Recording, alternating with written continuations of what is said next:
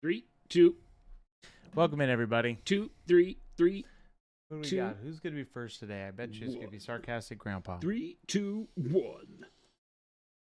There it is. I knew it. 1. Sarcastic Grandpa. Welcome in. Anna Starkey, what's going on? 3, 2, 1. Lumberjack, Paint Liquor, what's going on, everybody? Hello. Hi. How are you? Rattle Can, Danger, Flapjack, how we all doing? Yes. Painting some Blood Angels. Danger, absolutely. Anytime. That's what we're here for. Bearded, Ozzy, what's going on? Ozzy, I know that's your new name in Twitch, so I've taken note. That's still the same Ozzy. The Amazing Saz says, hey, Paint Daddy. What? There you go. Mo, what's going on? I am not your father. What are we doing today, Jason? I don't know. You're kind of conflicted when you came in. I'm kind of conflicted, yeah. Do you feel like Blood Angels? Not really. Oh. Not really. Okay. Not really. You want to do a little bit on this guy and then switch it up? I don't know. Jason's in an I don't know mood today. It looks I'm in like an I don't know everybody. mood today. I don't know why. What does he want to do? I don't know Who why. knows? Mondays, what's going on? I just don't know. Just trying to get through the last of the workday. Anna, I feel you. Org, what's going on? No, Monday. That's ogre, Not today. not org. No, it's org. That's ogre. Do you know what an org is, Jason? You know what an ogre is? Because that's ogre. No, it's org. I'm sticking with it. Mm-hmm. Captain Schmo, what's going on? Impromptu. Ogre, I apologize for Christopher who No, can't it's read the English org. language. It's org. You I got don't know the what to tell you. SW Legion vibe. He does stand. He was looking at his Wookiees, really wishing that I'm not he was gonna lie, I painting was. Wookiees. I walked in here and I'm like, I could paint I Wookiees, can change though. the title. Those Wookiees are rad. They're really cool models. I'm super stoked on them. I want more Wookiees. You know, it's funny because Star Wars doesn't really top my list of I'm excited to paint Star Wars, right? Which is funny because as a kid, Star Wars was everything, you know. That's right. For me, Star Wars was my childhood fantasy made real. The peak. You know, so, but it didn't grow old with me because they remade it for the young kids at a time when I wasn't young. And so the new Star Wars doesn't appeal to me much. So it just didn't continue on in the vein I needed it to continue on. And the old Star Wars didn't really hold up for me. So Wired, hope everyone survived a Monday. It is a Monday. Wired says shaved Wookiees, tan it's been flesh. a good day. Has it been a bad day? I would like to see a shaved Wookiee, Jason. Can you mold one of these to be a shaved Wookiee? No. I tried, Wired. Not even going to try. That's not a thing. I mean, it probably is a thing, but that's not a thing. Dan says, I'm really enjoying the Empire starter set, so much so I ordered the Separatist starter set. Nice. Mo's saying, which is a higher value, golden brown or yellow ochre? Or are they the same value, just different colors? Yellow ochre might be a hint darker, but they're very, very similar. Just a hint, Mo. Just a hint.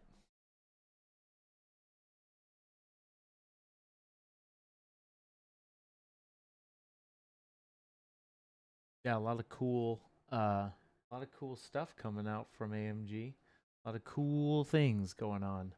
Yeah, they're that stream they had on Saturday was really rad.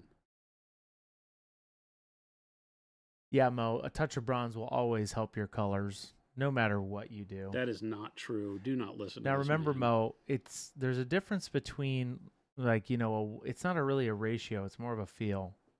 And we're talking like a touch. Just a itty bitty bit. Don't listen to this man. He knows not of what he speaks. I do know of what I speak. I shall, and I will. You don't, though. I do. What's going on, everybody? I hope everybody had a great weekend. We had Dallas in here from last week. From last week. He technically was from Like, wait a last minute, week in my he's mind. not here from last Today I week. realized my town is top 4 most poor towns in Poland. Ozzy, I'm sorry to hear that. I don't know how to respond to that one, but I'm sorry. The stream on Friday was really fun. We got a lot done. If you missed Friday, go back, because Jason was teasing us. There might have been a little bit of teasing done. Seth says, how do you keep the Profix nozzle from gluing shut? Always like squeeze it a little bit. Like get the excess out of the tip. The amazing. This is interesting. Okay. I was at my local pro artist shop here in Ohio, and the owner was explaining how she got Winsor Newton to stop using their mouth to make brushes during COVID. Interesting. It's an interesting tidbit. Camden. Oh, Emerson. Okay. Hey, what's going on? Camden, I think you just have to change your name on Twitch to the one if you're looking to change your name. And Wad, 48 months. Holy crap, you all have put up with me for 4 years? Yes, we have, Wad. And it's not putting up, we choose to. We choose to put up with you.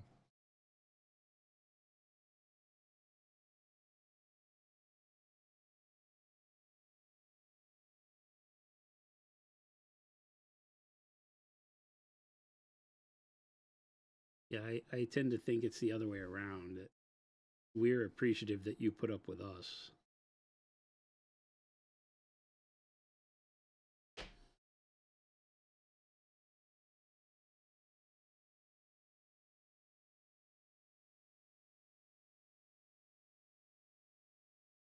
No, the Wizard's Butt set is not it's not live today. It goes live next week. So keep an eye out for socials. You'll get all of those announcements.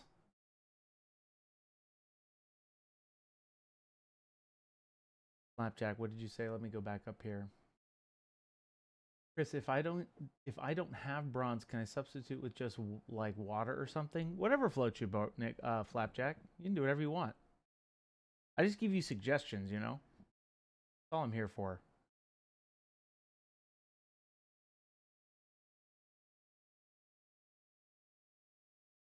Danger, my AMG pile of shame is growing so fast. Lots of Star Wars piled up and Marvel, not as big as my GW pile.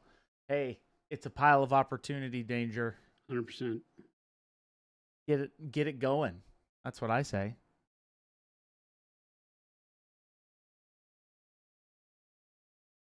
Cat saying, what is the loaded brush description on the FE Heavy Titanium White? What does that mean?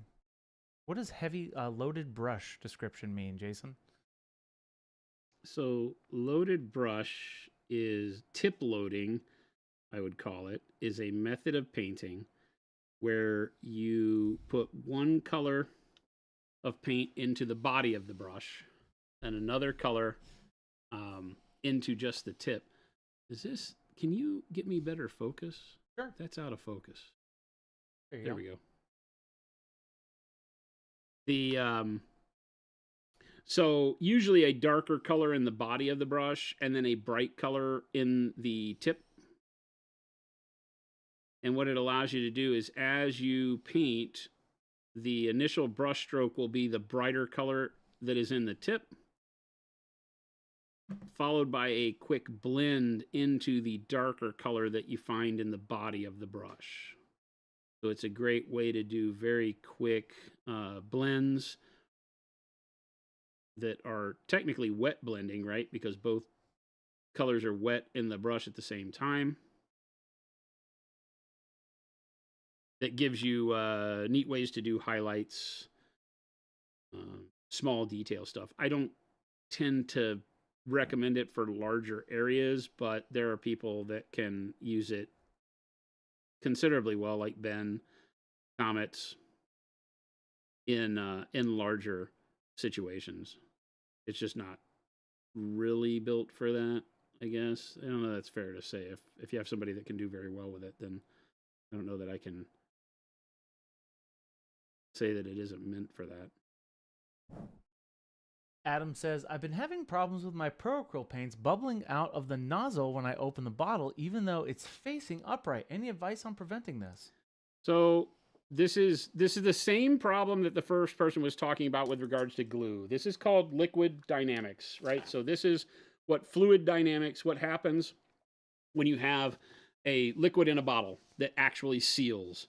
Okay, so the glue, right? I don't have like any amazingly huge hole at the top of the glue. It's just a small normal hole, right? But whenever you do the glue, real quick, I'll do this. Where can I? Or paint. I'll just do this. Well, somebody had asked about glue in specific, so I'll just put a little glue on my finger. Right. So if I do this and I put out, a little drop of glue on the model or what have you, right, and go through here and boom, little drop of glue, right? Yeah. So I've got a little bit of glue. I'll glue my fingers together real quick. Right. But then I turn this over. What happens when you are using especially a higher viscosity liquid like glue or paint, meaning that they're thicker than water, right? Whenever you squeeze to get material out the end, right, I get a little bit of glue. What happens is that air goes up in there to replace the fluid that's coming out, right? That's just normal physics, okay? So now I have more air in the bottle. Well, air can replace more volume in here and get basically under the glue. So, I've got glue in the nozzle. If you've ever turned a bottle and poured it, you notice that air comes in. It makes that glort, glort, glort sound as you pour something very quick. Because the fluid comes out, the air goes in to replace the fluid in the bottle, right? You can't have just the fluid come out. It'll crush the bottle and create a vacuum behind it if air doesn't replace it. You have to have an equilibrium formed. So the equilibrium forms by air replacing fluid. So now there's more air in the bottle than maybe you need. You turn the bottle right side up like this. There's still glue in the nozzle because the glue takes longer to return into the bottle than air.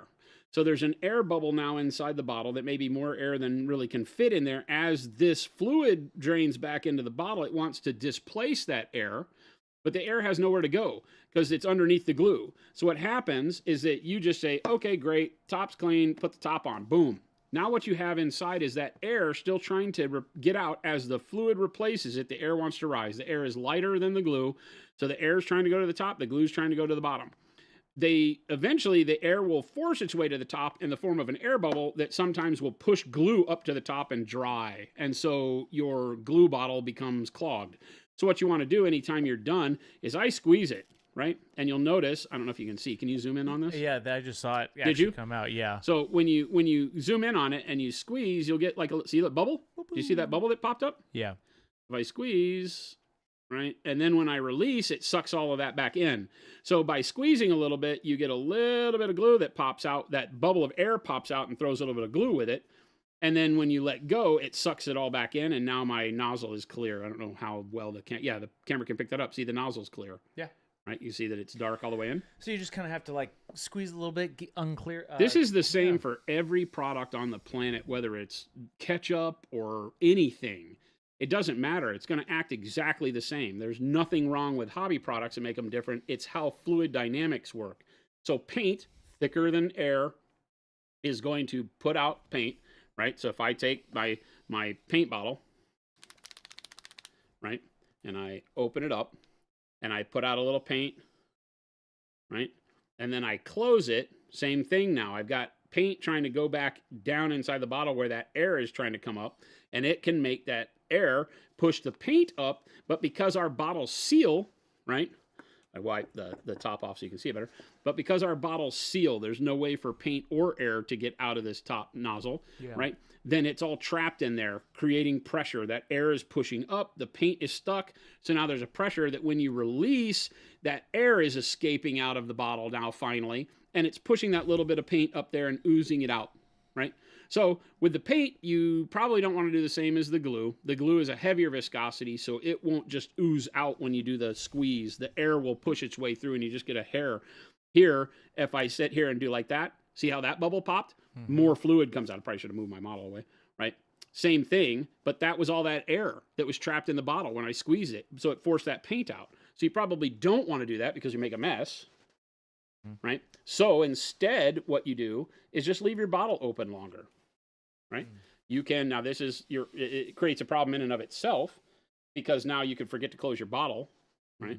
But if once I get done putting the paint out, if I just leave the bottle open, right, where the cap's lifted like that, and set it aside for a minute, then all of the paint has a time to go back down, and the air displaces it, and then when I go to close it, right, I'm good. And then I just wipe the tip off again. Boom, and now I'm fine. So if you're finding that that's happening, a lot of times that can be caused by, the fact that it gets cold to warm in the winter. Overnight the paint gets cold, so the pressures change. Maybe it's humid and dry versus night and day where you're at. All of that can cause its own sort of problems. But if you're finding that, and you can also, if you want to make sure before you come over, just take the bottle and crack it here, right?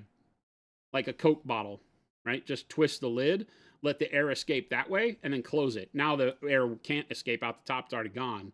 So now you won't have that oozing. Yeah. So if you find it being consistent, just crack it here and turn until you know that the cap is loose like that. You don't have to take the cap off, right? But just twist it enough to where you know that it's unseated the seal, because there's a foam seal in there. So get it to where you can kind of jiggle it. All of the air is now escaped. Close it back up, and now you're fine. Emerson says, would you ever make a transparent top? Nah. That may help folks see it. No, you would just see all the paint inside. Brent, I was just about to ask about cracking the bottle. Yeah, that's what I do. Always, Chaos Angel says, I always tap the bottom of my bottle on the table before I close it, and it's good. Yeah, anything like, Malev talked about that, and being able to just kind of smack the bottle down, and that'll do similar things. It'll get the fluid going down easier. It doesn't always guarantee that it displaces the air quickly. An air bubble can be a disastrous thing. So like I said, just giving time, it'll replace itself. A little squeeze, and put a paper towel over the top of it or something like that. This is all based off of bottles that actually seal. If you don't have a bottle that seals, it doesn't matter. This is the same with any of the other hobby paints, like the other bottles that don't actually seal. They still have that oozy paint that comes out of them as that bubble of air pushes its way towards the top. It just, you don't see it because it's all in the cap. And it causes them to like split the tip of the nozzle, or dry in the nozzle. And then when you squeeze it, the nozzle pops out and you waste all your paint. So, Killjoy, does Jason use his mouth when making your brushes? Every day.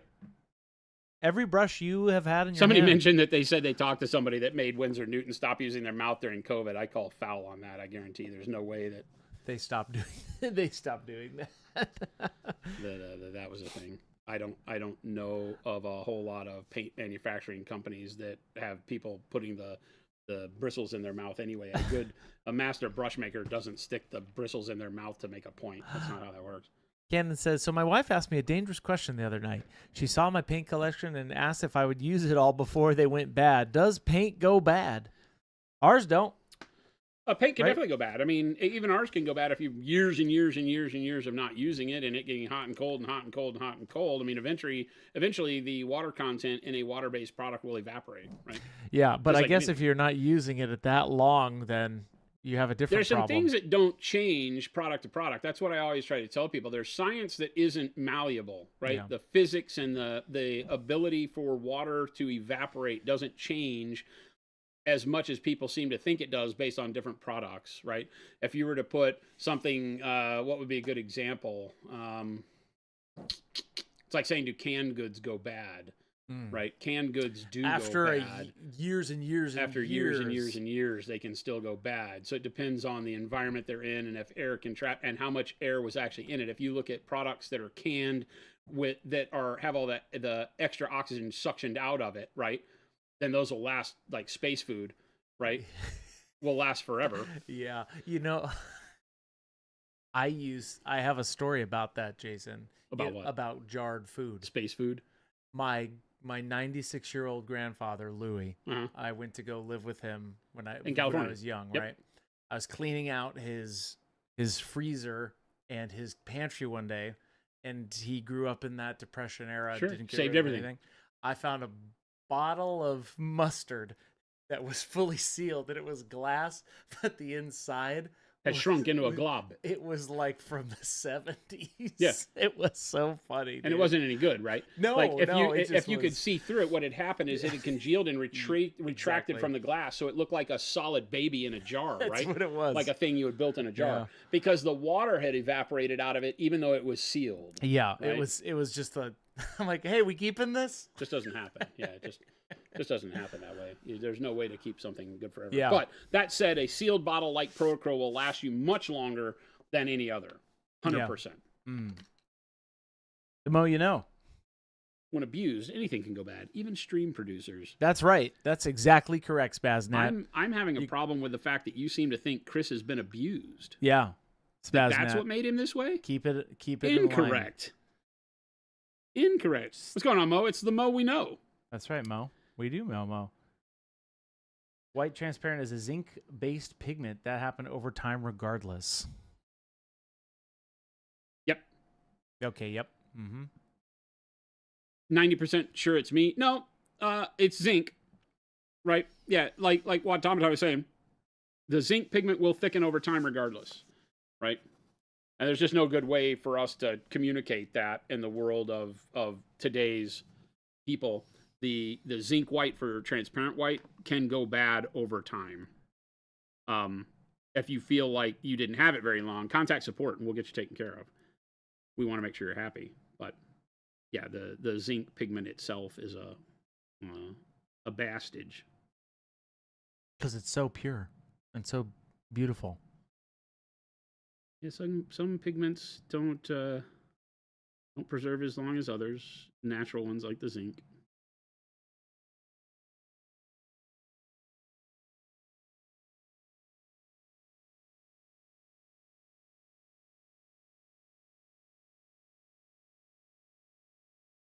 What color are you using right now, Jason? Well, if you'd have been paying attention. Was it bright pale yellow? Yes. There it is. I got it. Nice. Whew. Good rebound. Close. Good Close, chat. Rebound. It's certainly... Jason, you think you're going to finish this army by the new year? No. No? I didn't commit to that. I think you did. I didn't. I think wanted you me were. to, but I I think did you not. could do it if you really put your mind to it. Oh. You could do it. Is this followed quickly by if you really loved us? I wasn't going to say that, but I thought chat was going to say that. If you really loved us, you'd finish this project by then. Like I said, I think in order... This army will be done by the literal 40K. False. He can do it. I think the reality for me is more that I would have to spend so much time painting off stream in order to make that happen. I'm not sure I want to commit to that. That's true. I have to admit, I've been enjoying my weekends of not thinking hobby. Sure. Well, I can't say that because I've been thinking hobby a lot, but not in the way of wanting to come in and actually paint. This weekend, I thought I was going to. I was stoked to, and then I told Jen, I said, Sunday, I'm going to go in, I'm going to paint, I'm going to do some cool stuff that I've been wanting to do. And then Sunday came around, and I go, I'm having fun doing nothing. So there you go. That's why I don't know. As the holidays approach, and you know you can imagine like the business around here goes nuts, and so we kind of need our time off. I think Chris would agree. Decompression is good.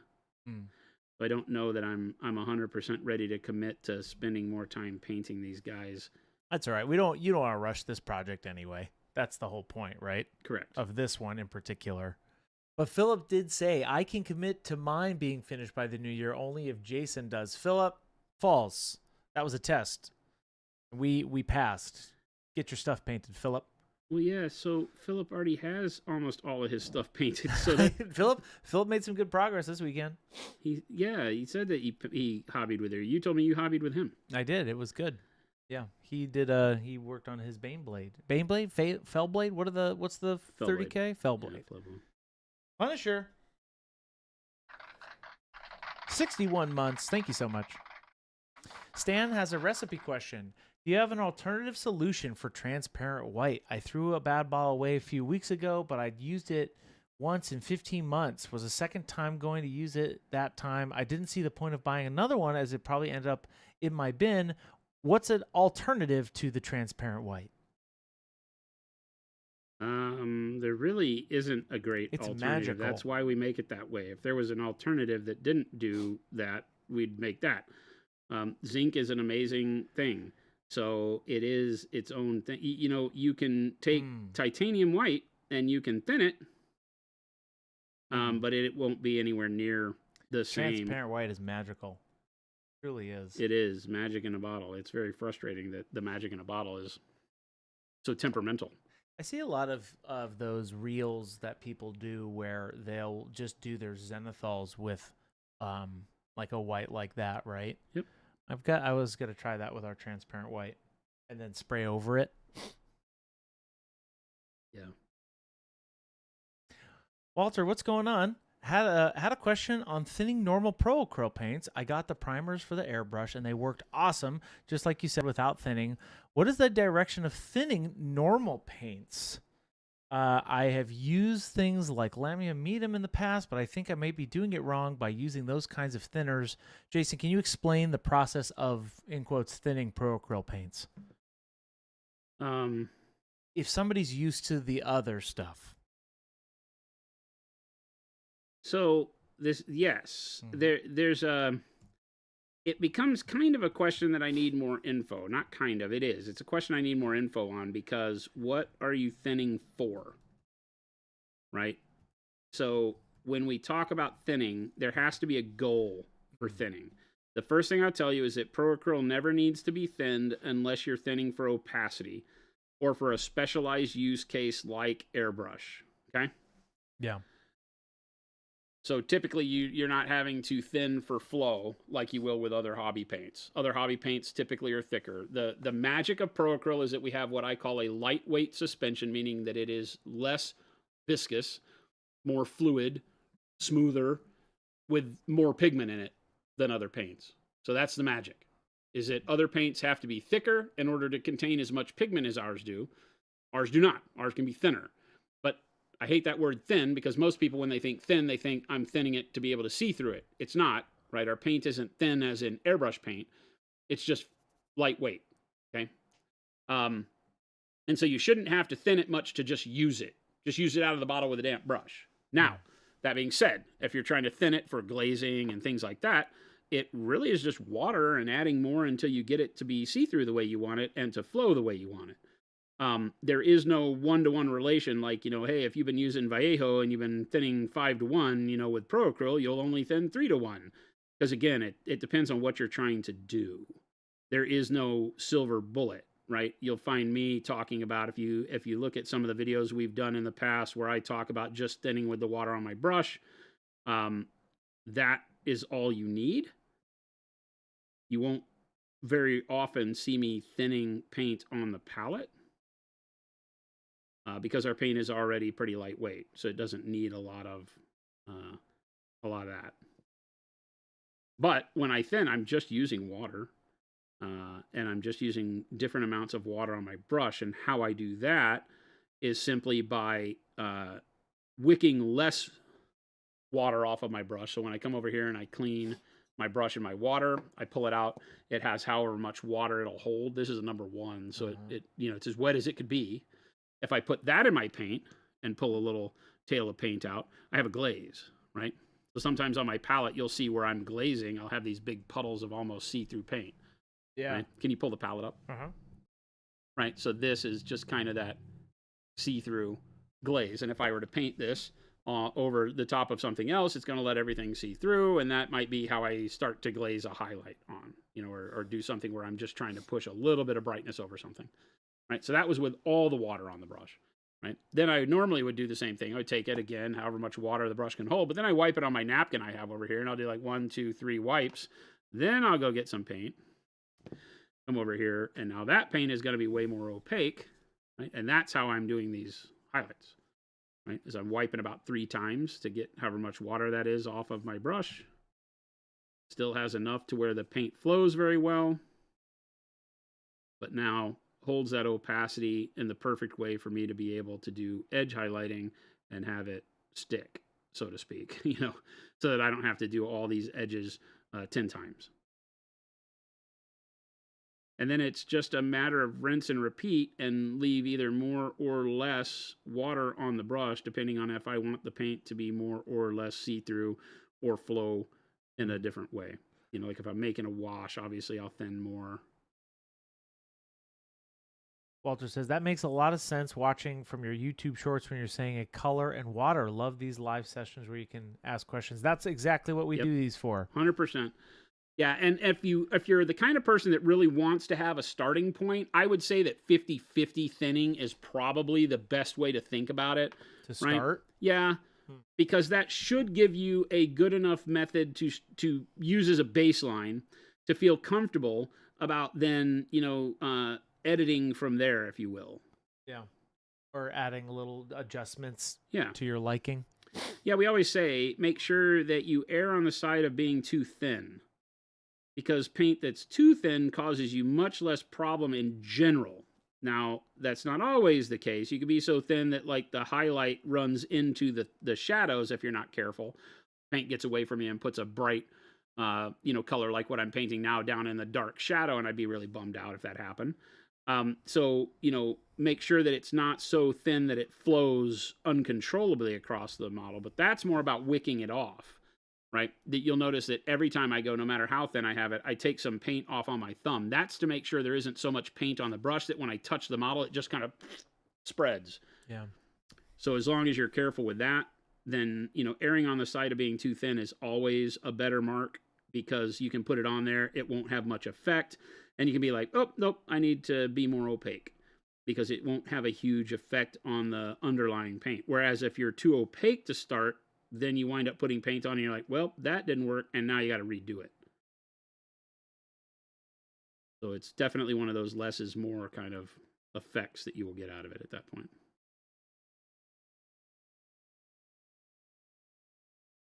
Moses says, edge highlighting is my personal nemesis, LOL, so it's nice to see how you do it to learn. Thanks for that. 100%. It definitely is mesmerizing to watch. Well, when you have something that has a tremendous amount of edges, I'm having to rotate back and forth from being able to use the side of the brush, like on these edges here, where you actually have a right angle or some sort of hard angle on like the shoulder plate. Yeah. When you have a harsh angle like that, like let's just use this wing, pop in close on this. Mm-hmm. I have a hard angle, right? So I have a plane that goes this way, and then it dives off and goes this way, right? Yeah. So I have that right angle finish on there. I can just use the side of the brush. Watch this, right? So I'm using the side of the point, and I'm just dragging the side of the point along that hard edge, and that's how I'm getting the highlight, right? So just a very light amount of pressure on the brush. If I push too much, it'll be really thick. If I don't push enough, I won't get any paint. So just kind of, run it along there 2 or 3 times, very light, and that'll brighten that edge up. So that's a great way to start. Now, the problem is, what if I have an edge like this right here? Yeah. Right? That edge doesn't have a 90-degree corner or anything. I can't use the side. So now I have to use the tip of the brush.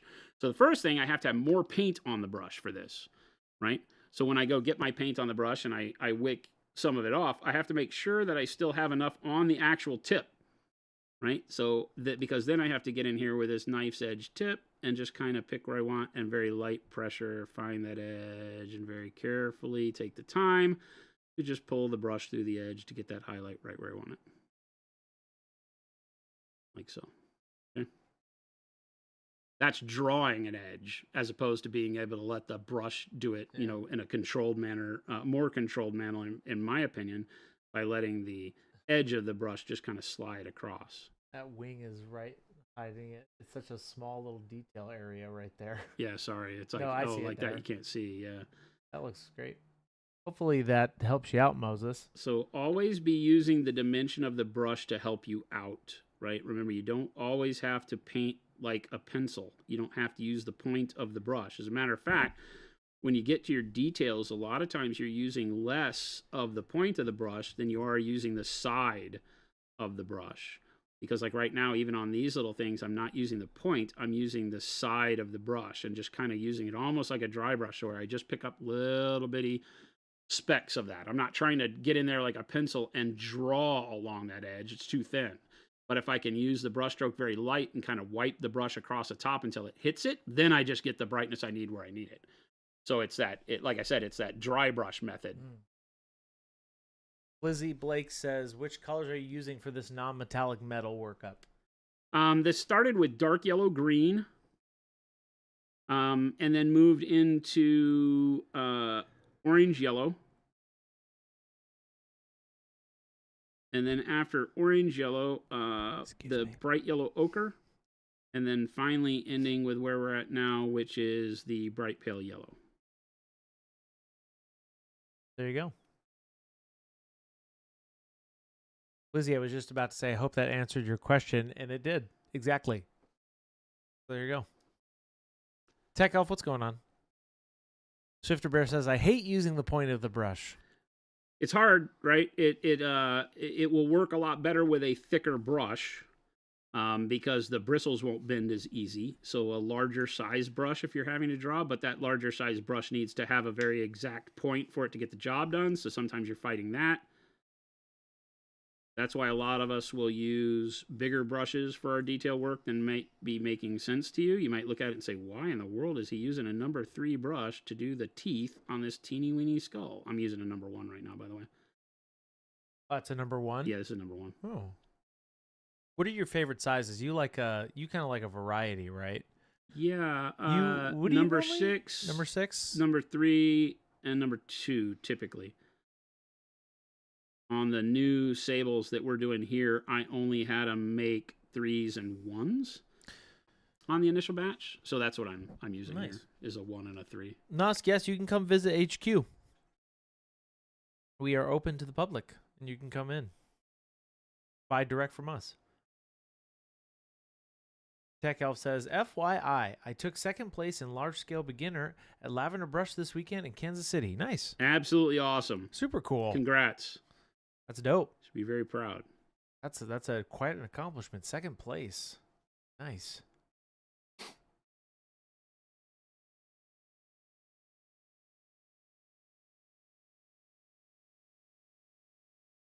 Art of Mike Disney, what's going on? Mike.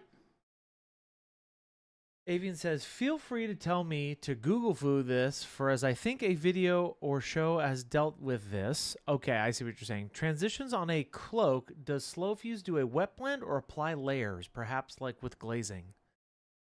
For cloaks.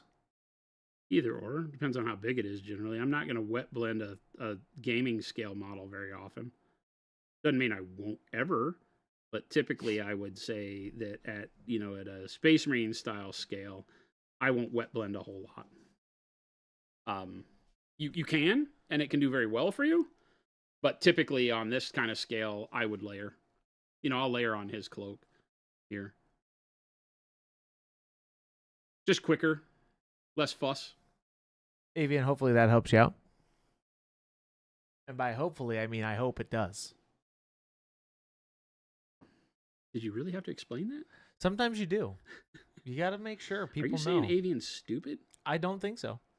I never said that. I feel like that. I would never do that to someone. Rude and crude. And unprofessional. Avian, I'm on your side. Lizzie Blake says, why do sable brushes have stray hair sometimes? How do I prevent this? They're like the hair on your head is the easiest way to say it. Although they're not attached to a follicle anymore, right? So they're not generating oil into the hair to keep it fresh, which is why we have to make sure we condition them, right? It's why our brush soap conditions so well, because it needs to. But imagine, like sometimes you'll buy a new brush, but if you can imagine how long that brush has been sitting in whatever package it was in since it was made, right? Imagine if you just sat on a shelf for a month or 2, what would your hair look like? It would be... Even if you washed it before you went and sat on the shelf, after a month or 2, your hair would be all frizzy, right? Very frizzy. Your hair would be all frizzy and kind of whacked. And that's the same thing. Sable hair, natural hair, the longer it sits through cold, dry, wet, warm, by the time you get a brush and you take the cap off, that's why we use that gum Arabic or starching in it, we'll call it, so that you wind up with a point that feels stiff, and why you need to wash it, right? Because you got to get the brush damp and clear all of that off, that starch off of the brush first. If you just take a brush that's brand new, mine aren't going to count because we don't have the starching to them, I don't believe. These have already been, a little bit. Yeah. So this is a good example. So here's a number 3, right? Perfect tip, perfect brush, no stray hairs, but it's stiff because it has the starching. We do this by hand here. This is done with Jen's brush soap, believe it or not. So we use Jen's Drunken Brush Goop to pull all of our points to a tip and starch the brush. It holds sharp. If I take this brush when it's brand new and it's stiff like this and I start to want to bend it, the problem is that all of the tip of the hairs are basically like glued together right now, right? It's not glue, but think of it as being glued together. And if you bend it, you're trying to break them apart. Well, the tip of the hair is very fragile. And so you can wind up by bending the stiff brush, breaking the tips. And once you've broken the tips, number 1, it won't point as well as it ever did. And number 2, you can wind up with certain hairs flying off to the side. So the first thing I want to do is just soak this, right? I just want to take it here. I'll pull my cup over here. Right? I just want to soak my brush. I just rest it in there at the tip of the ferrule, right? Yeah. Yeah, yellow. We used a lot of wash and speed paint on Friday. So that's all in my water. Lots of floaties and weirdness. Floaties. Right? But I just want to soak it. I don't want to press it up against the side and bend it. Just soak it for a minute, right? Then just kind of pull it until you feel it. See, now it's starting to give without me having to worry about it. Now it's good to go. So just try when a brush is new to not break it. That could be the thing with your sable that's causing the hairs to fly off weird. But now that I have got this to where it bends and the soap has dissolved off of it and it's ready to paint with, now if I just go set it aside, I can wind up with a brush that looks like this. He will not be drinking that. That's also a sable, right? Same size. Well, maybe not. This is probably a 4, right? But yeah, same thing. But you notice how it doesn't hold a tip. And we'll have people that'll be like, my sable's bad. I want a new one. I'm like, no, it's not. Go get it wet. Right? Just like your hair. If you get it wet, it's a perfect brush. It's a perfect brush. It's a perfect brush, right? But once it dries out, it won't hold the point all the time. That's not its intention. Its intention is to form a very good flexible point when loaded with paint. That's it. Right? It'll keep its point forever while it's loaded. If you wind up with a brush that splits while it's loaded with paint, we talked about it all the time, that if it starts doing this, forking or something when it's wet, it means you have too much constriction of dried paint around the ferrule. Just clean your brush and that'll help that. But if you have brushes, I talk about it in that real old video we've got. If you have brushes that, I think in the video I showed just going ahead and doing like this, mimicking painting for a long time, and then take a look at the brush. And if it has hairs that shoot off at angles, you can go ahead and trim those. But if you wind up trimming more than like 3 or 4 hairs, always re-wet it and make sure that that's not just, you beating on it too hard and that those hairs weren't going to cause you a problem anyway. William says, big fan. I own everything from your store, so my problem is that no matter how much I thin, the layers don't look smooth. I've seen professional models up close and can't get that smoothness. I would say, okay. It's just that this is a real tough one because it's all about feel. I wish there was a silver bullet that I could just say, here's what you got to do. But what it is this comes with the experience of painting, and I'm not going to say for an amount of time because some people get it immediately and others don't. What I will say is that when you are painting, thin does not always equal smooth, okay? And in our world, a lot of people say just thin it more, right? Because they think that in terms of texture means thick. And so if I don't want texture, I go thin. Not the case. When you have paint, which is, again, probably more science than you want to know, when you have pigment that is a solid floating in water, right, a liquid, and there's other stuff in the water, the mediums, there's petroleum products, there's all sorts of chemicals in there that make what we call the medium and the binder and the resin and all the stuff that goes in to make it. This is the paint. The color is the pigment, right? So the paint is the clear stuff, right? The color for the paint is the pigment. So I have paint and then I put pigment in it, right? The pigment is a solid that just disperses throughout it. It doesn't dissolve, right? So it's still a solid. So whenever the paint dries, what happens is that the layer of acrylic resin, in acrylic water-based paints like what we're doing in our hobby, when the water evaporates, it forms heat. When that heat is generated, it causes the polymerization of the acrylic polymers to polymerize, which means they turn into a thin sheet of plastic, basically. The heat to a resin cures it. And so the resin cures, and it creates a clear plastic sheet that holds all that pigment on the model. Okay, the pigment itself doesn't ever stick to anything. The the polymer in the resin causes it to dry and traps all the pigment and the color there, right? So you can imagine as you thin the paint, the physical particles of pigment can start to float around in weird ways the more you thin. So there's a level where you thin too much, and now the pigment gets trapped underneath the resin when it dries in splotches. And so that can create its own texture. So a lot of times you're looking for that happy spot between so thin that it looks like skim milk, which a lot of people say your paint should be like skim milk. No, only when you're doing specific techniques. Your paint needs to be like paint. When you put a brush stroke down, it should cover everything, right? Unless it's like a yellow or a color that is natively less opaque. But for general opaque paint, you know, when I'm painting with the yellow that I'm using here, we're using bright pale yellow. I don't know if I still have enough dry or wet here to be able to use. No, not really. Let me put some more paint out. Let me get a dark color. I'll use the dark yellow green, right?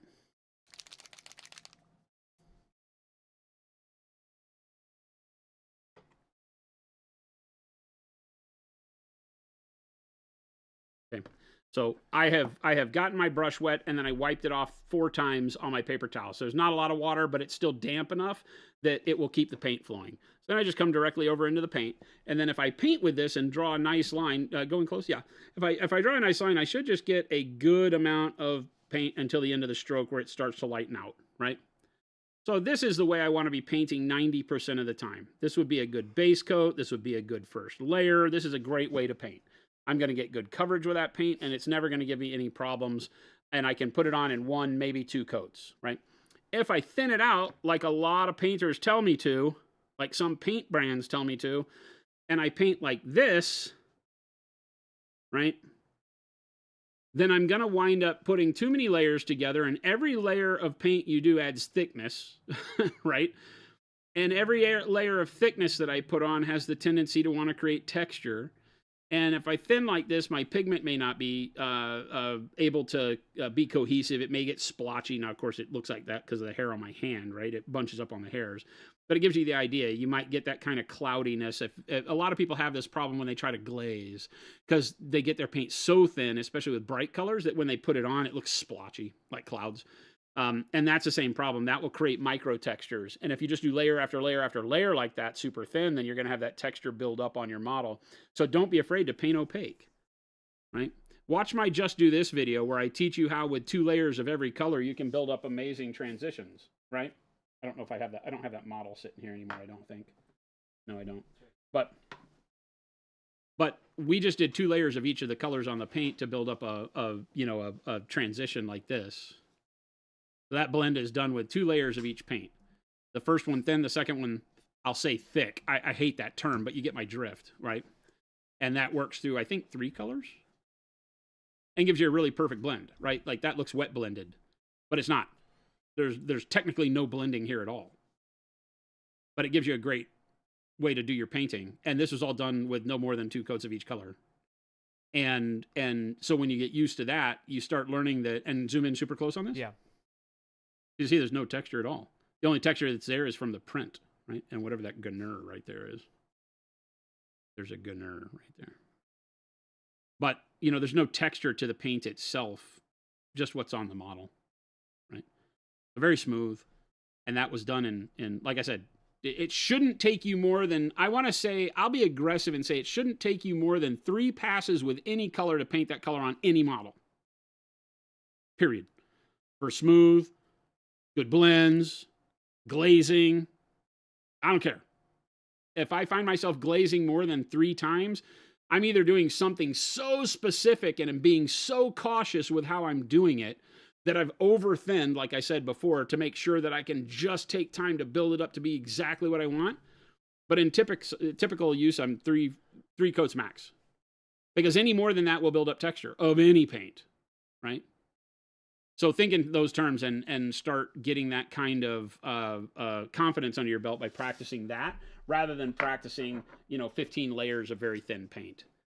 And I don't care who's showing you to paint 15 layers of very thin paint. You can do the same thing without 15 layers. Now, it will take a lot of time for you to get the control to be able to do the same thing with fewer layers of paint, right? Because you might err and it's too thick the first time, right?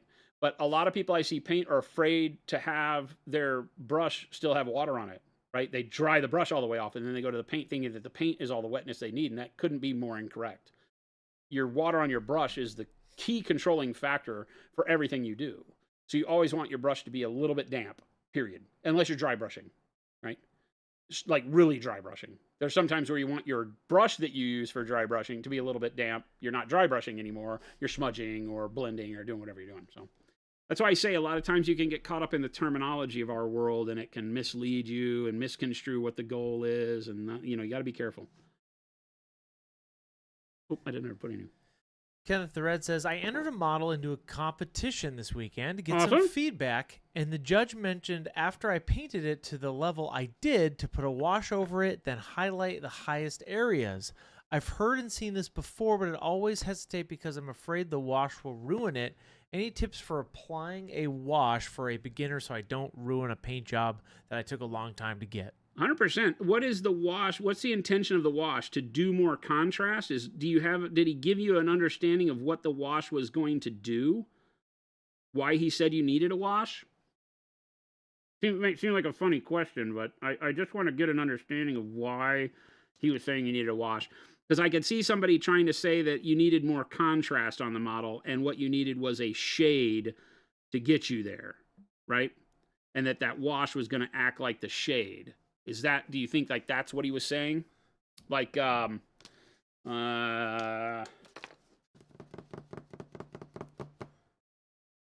I got? Not that. Where are those white trolls? Underneath you, they were being used for that stuff. So, if I have,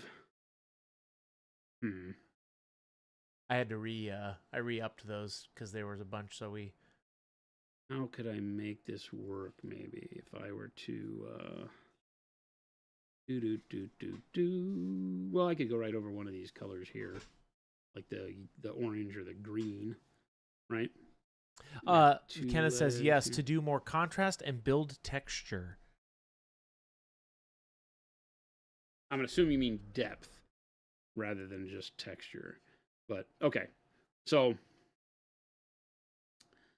these are some of the ones where Jordan was testing our contrasty paints, right? But with a wash, let's just do like a brown wash on his belly and his ribs. Brown.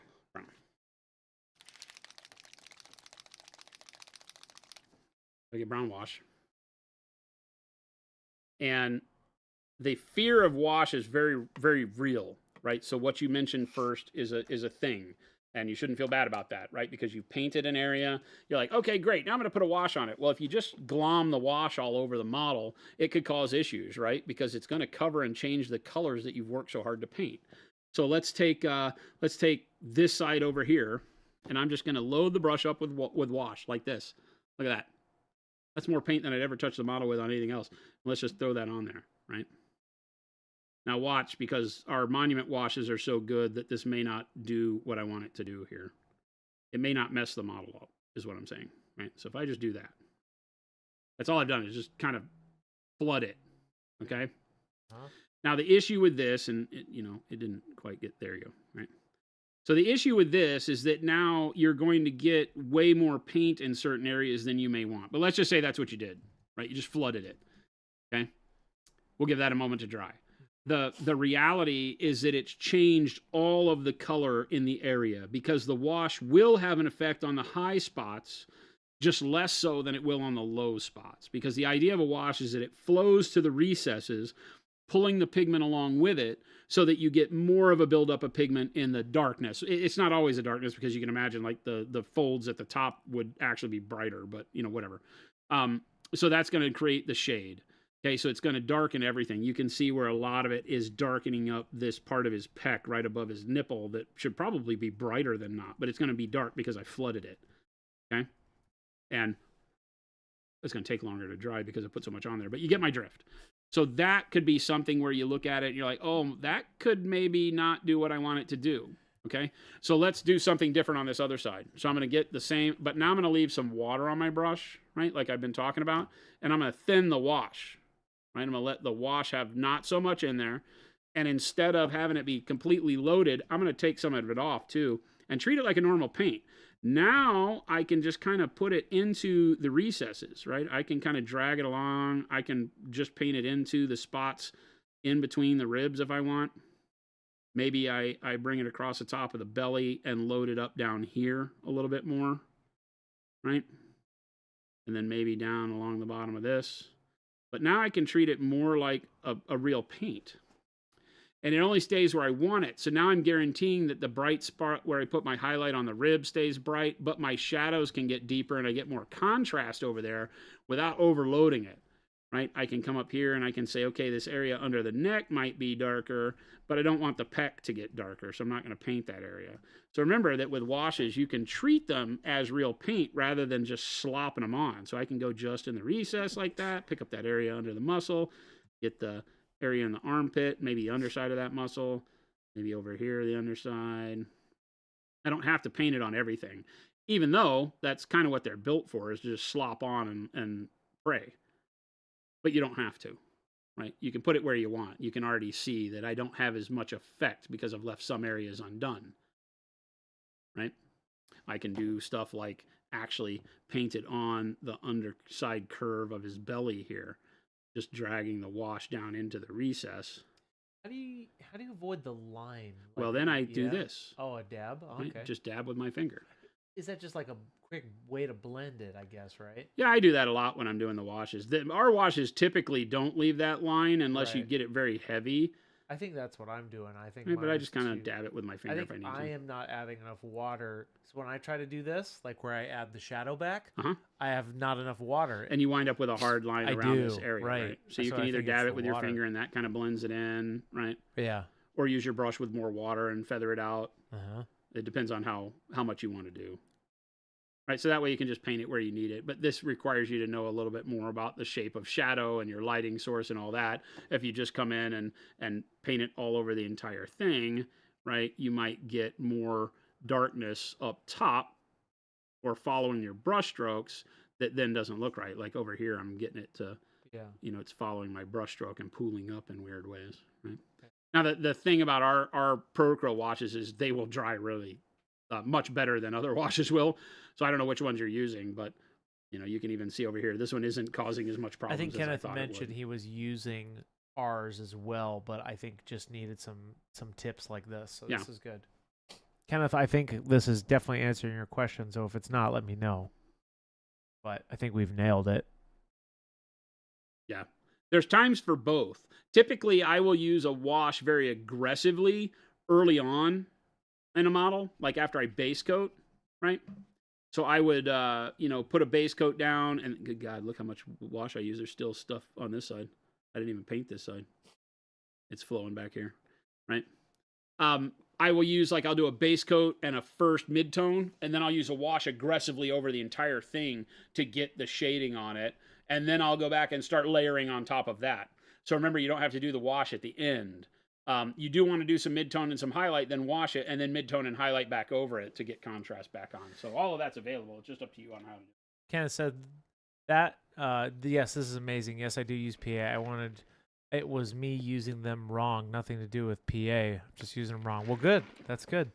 I'm like I said, it's not written in stone how to use any of our hobby products, not ours or anybody's. And so it's all techniques. And you can slop the wash on and it works great for getting you that particular look. But if you're trying to put a model that you spent time on in a competition, a wash, I think, is something you want to use more. Somebody in chat mentioned more like a glaze, more something that you're painting specifically on.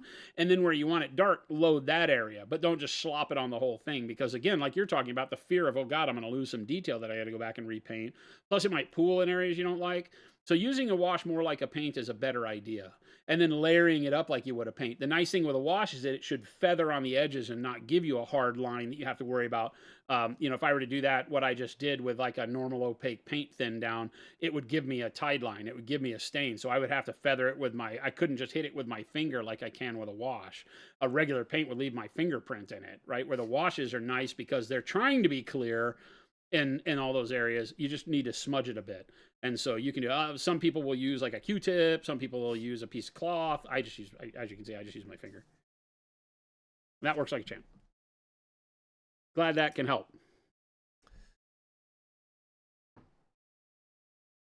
Because washes are powerful tools. Dry brushing is a powerful tool. All of these things that we learn early on, or hopefully learn early on in our painting journey, are things that can be used forever.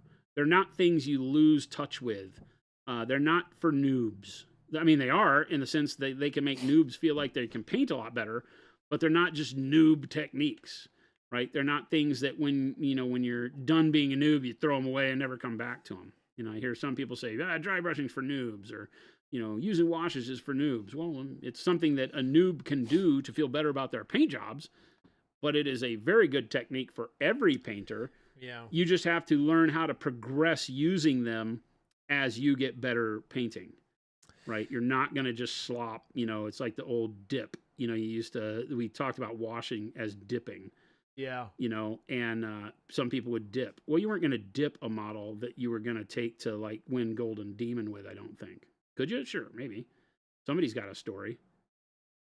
Yeah, you're a liar. Yeah. I won Slayer Sword and I dipped the model. I don't care. The reality is that that's not what people are trying to do. Yeah. But you can use that same product that you use to dip your model to get really great results. You just have to know how to let that technique grow with you. And it says, yes, this was what I thought the judge was saying, to slop it over. Thank you so much for the tips and the demonstration. 100%.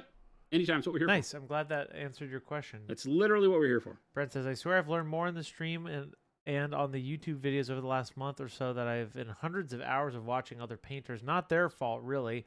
I'm very grateful for you guys. Hey, thank you, Brent. We appreciate that. We are super grateful for you watching paint dry with us. I just try to break it down in layperson terms. I'm not trying to make any mystique out of it.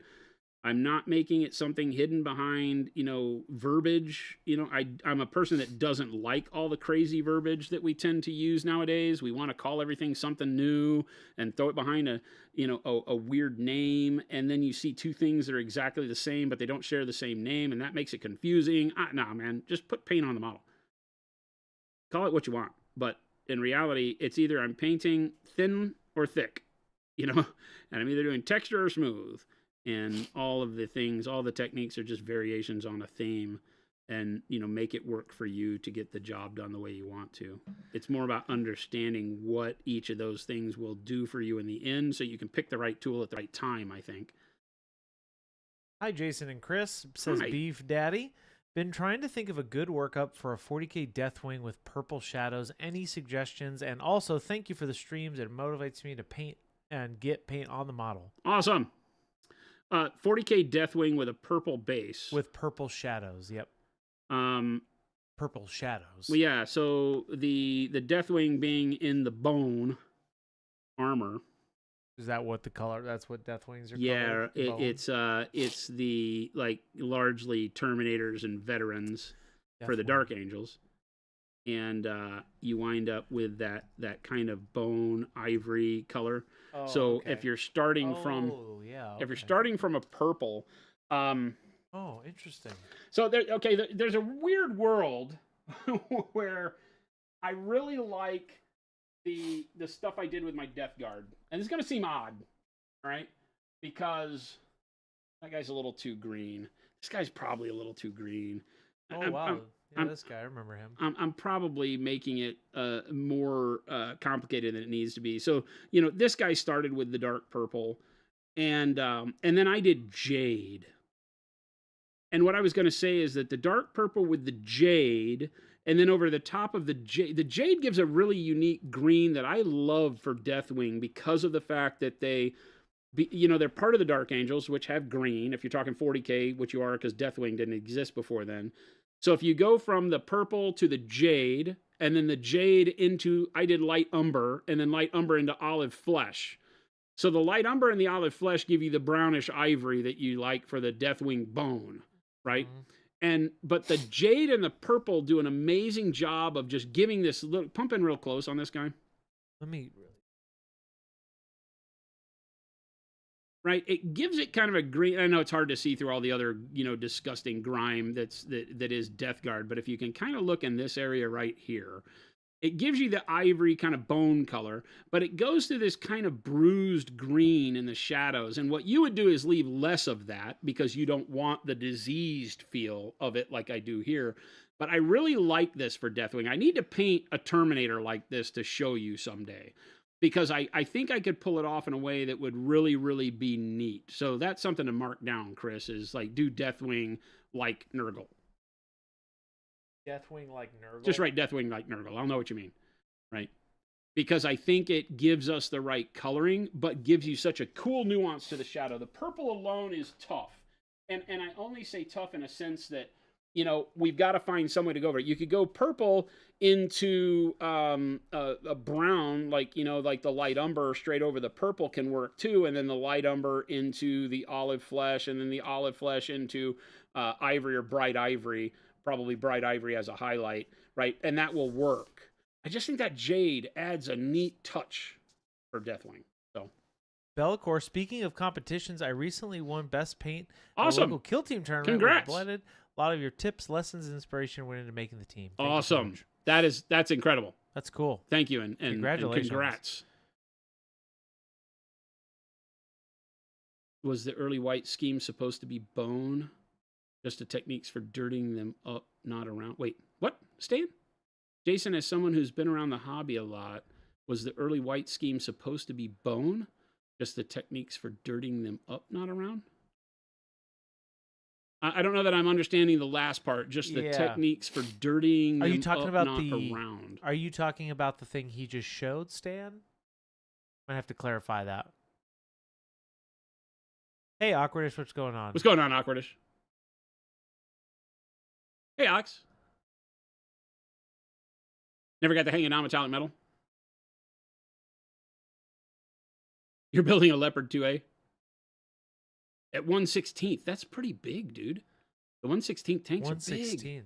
That's a big one. Yeah, that's I think some of the stuff that Kyle got for like his Tiger, I think he had a 1/16th Tiger. I might be wrong, but I think it was 1/16th. Oh, Stan said down here for Deathwing. He's talking about Deathwing. Something that you saw that I did? Deathwing I don't consider to be white. I consider it to be bone, right?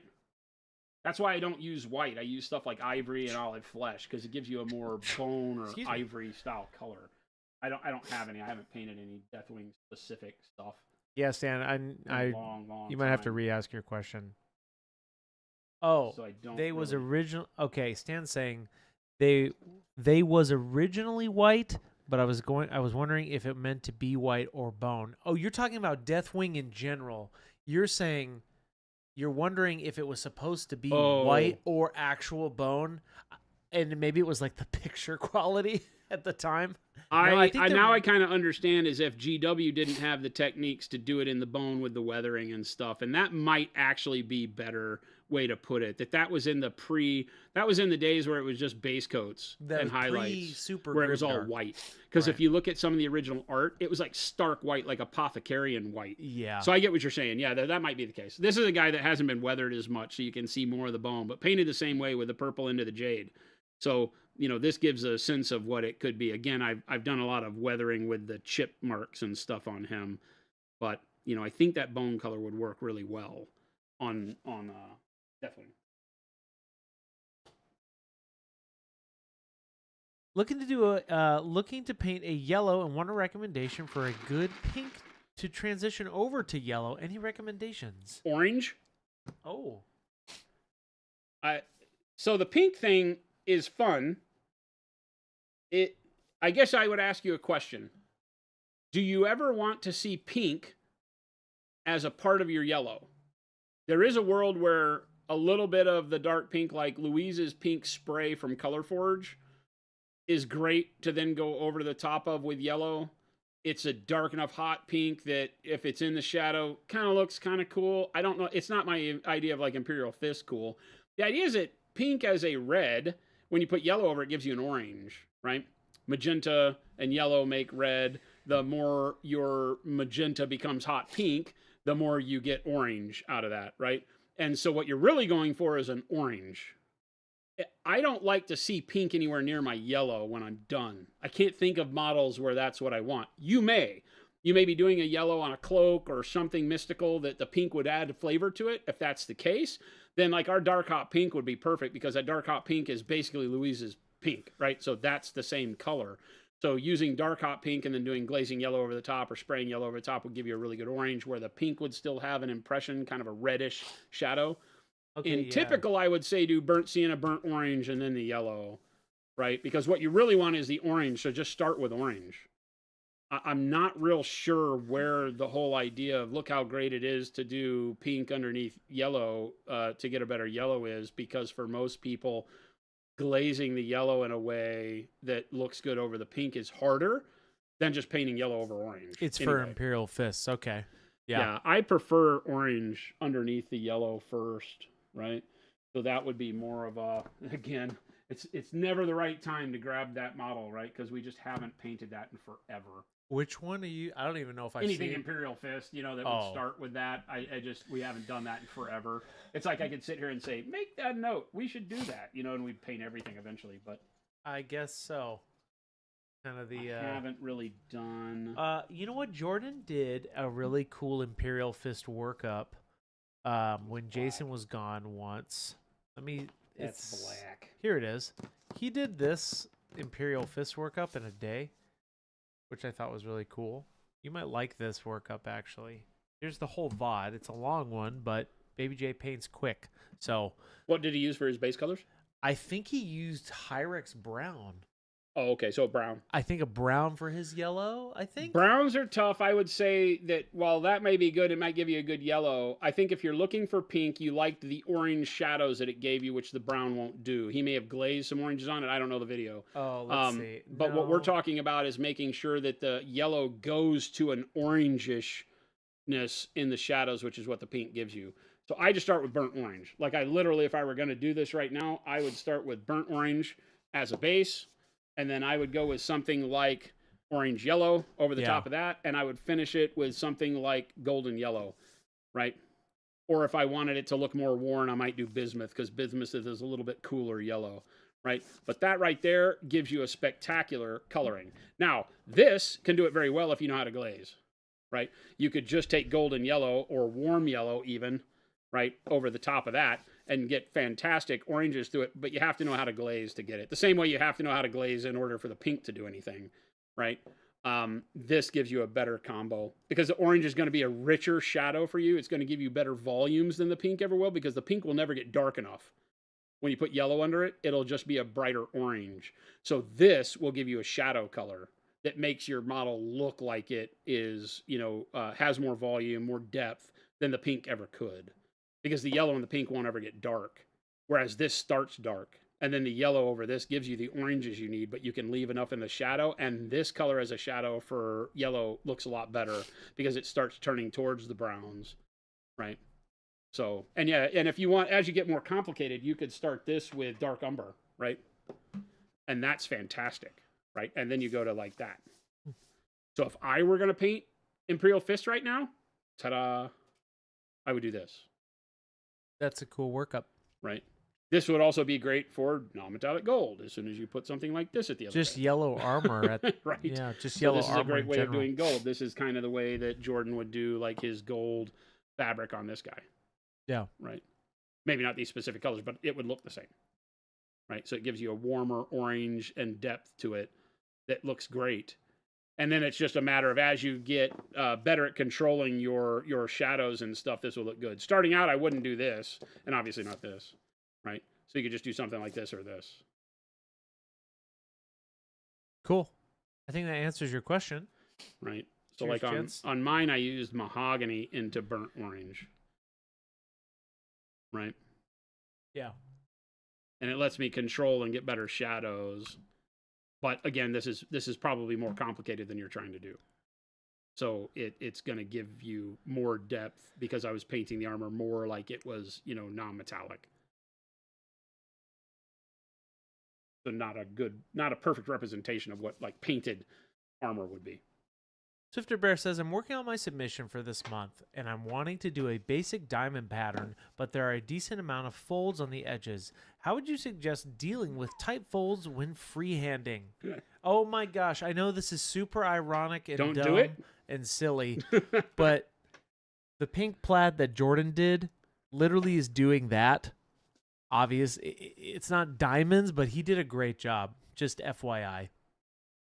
Yeah, I whenever you go in and start thinking in terms of doing a complicated pattern, even like diamonds or checks across a lot of folds, it's all about following the line on how it would move across the fold. So, if I don't have anything here, unfortunately, but if I draw something real quick, you'll get it. Right, pop back out. Yeah. Right. So if we look at, say, I've got a cloak, or just a cloak would be a good one to start with, right? And so if I've got a cloak that kind of does something like this,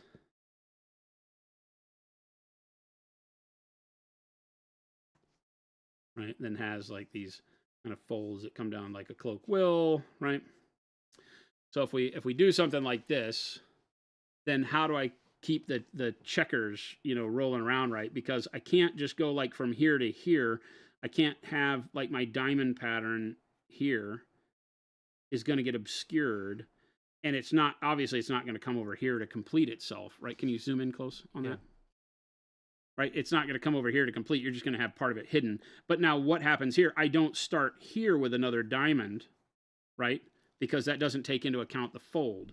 So I've got to make sure that even though you probably can't paint the back side of this very well, maybe the sculpt doesn't have it to where you can, that you imagine that it would start at the point behind there where that one ended and come across, and then maybe I've got the point, and then maybe the point is, done like this, and that is how that would work, right? Because the rest of this one is hidden around the corner before it joins with that one. And then you have to do it against those. So you wouldn't have a diamond touch this one because this one hasn't reached its conclusion. The pinnacle is here, right? So it wouldn't have touched. So the next one happens, if they go down, the next one would happen somewhere like this, right? So this is the geometry you're having to think about. Oh. All of our lights just went out. It's too hot, I guess. That's the only reason they generally do that. And then this one, would continue on to do whatever it does, right? And so then that gives you that they're hidden behind the other side kind of thing, because that's really what the problem is, right? And then you have ones that are here that, again, I'm probably not going to carry this on, right? This one would be another one that's like this, right? And then there might be one that you see join there, right? And then what happens here? Well, it goes up the side, and then maybe I catch the point of it here, like that, right? Because it has this line that goes through it. So you just have to think like how this line then eventually gets to where it doesn't really exist as a problem anymore. So you probably have one here. It goes all the way up, comes over here, blah, blah, blah, blah, blah. And then by the time it's here, this one is literally doing, well, if I have this one, then, maybe this one, boy, that one's going to be tough, right? Because this one I would have said would come over here like this. So even I've messed up this one. This one would be kind of over here. So you just have to think of that, and it's not going to keep a linear shape. This isn't going to go like, if this is the bottom of this one, it doesn't go like this. It follows here. This is going to do this according to this curve. Then it's going to do this according to this curve, right? So you first need to find your shape and how it travels along in all of this. Like this one actually does this, right? And then this one does this. Right, so you kind of need to think it out first that, you have all these angles that are happening, right, as you go through. And so your diamonds are going to fit inside this pattern here along this angle, and not straight. Does that make sense? And then the ones, below are doing the same thing. I'm getting really rough here, but you get my drift, right? Is that you have to make sure that this is followed.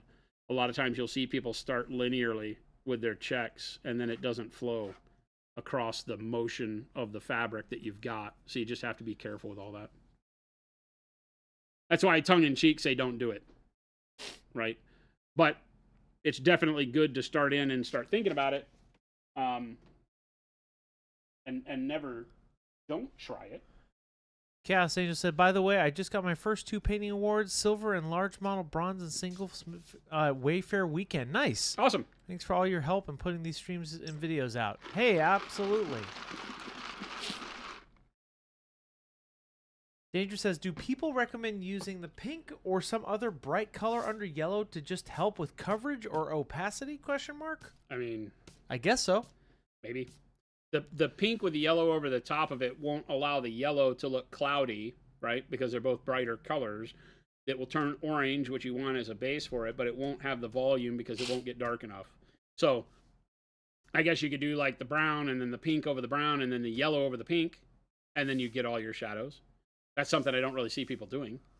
But if you wanted to do that, or if you did like the burnt sienna pink and then yellow. But by the time you've done that, the pink is the worry for me with the pink is that while it creates the orange you're looking for, so does orange. And orange doesn't look bad when you don't cover it with yellow. The orange looks like it's supposed to be there. The pink never looks like it's supposed to be there underneath yellow, in my opinion. Maybe there's a world where you wanted the pink to show. I'm not judging if that's the case. If there's something you wanted to do with a cool robe or harlequins or something that was iridescent, then the pink could be really cool. But, when you paint a model pink and then you paint yellow over the top, there's going to be a part that doesn't get covered with yellow at some point. Otherwise, why didn't you just spray the model orange? I guess that's a good point. So yeah, it's a neat trick and it's fun. There's no need for it. There's no need to worry about what pink and what happens with the pink. Just put orange down. You can go dark orange, bright orange, yellow, and then the yellow never has a problem going over oranges. The problems that yellow have is when you put them over a dark color like black, they turn green. Black and yellow make green.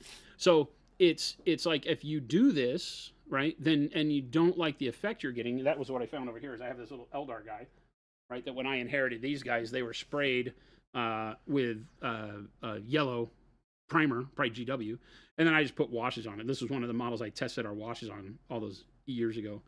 Right, so that's just a black wash over the top of yellow. And that gives you a shade, but the shade with the black over the top of the yellow gives you kind of a dirty greenish yellow shadow, which people don't necessarily want. The orange feels better. It keeps the warmth of yellow in place, right? So starting with something other than black makes that easier. Yellow will go over just about any color. The darker that color is, the worse off you may be. Awkwardish, yep. Just don't try painting yellow over black. Just like I'm doing with the gold here. We just build it up over darker colors, and then you go to a dark yellow, lighter yellow, lighter yellow, lighter yellow. And you can do it in 2 steps, 3 steps, 10 steps, whatever you feel comfortable with. The pinks can make it a really fun shadow, but it needs to be what you're looking for. Right, correct. Yep. That's what I was saying. There's no reason not to do it, but you have to understand what you're getting and why, I think. What you're getting and why. Because the pink doesn't want to be a color I ever want to see with my yellow, especially not when painting Imperial Fists. You don't want to see pink? No, I don't think. Never say never. Never say never, I guess. No, the pinks would be, yeah, it totally makes sense, though, what you're saying.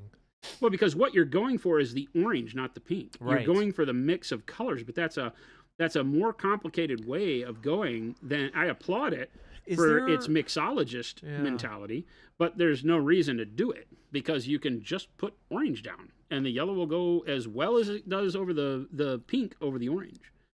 I guess is this like a trend that I am not understanding that I've It's an easy way to not feel scared about yellow because a lot of people try to paint yellow straight over the black primer.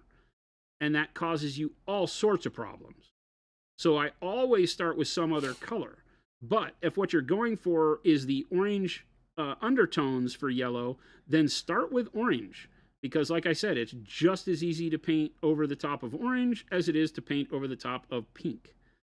And you don't have to deal with the pink undertones that may not be wanted. Now, like Awkwardish said, if it's something you want is that pink, If you want it to come then out. keep it. Sure. I'm Yeah. not telling you not to do it. I'm just saying that in most cases when I talk to people, what they're trying to do is achieve something that gives better volumes to yellow and isn't as hard to paint as yellow over black.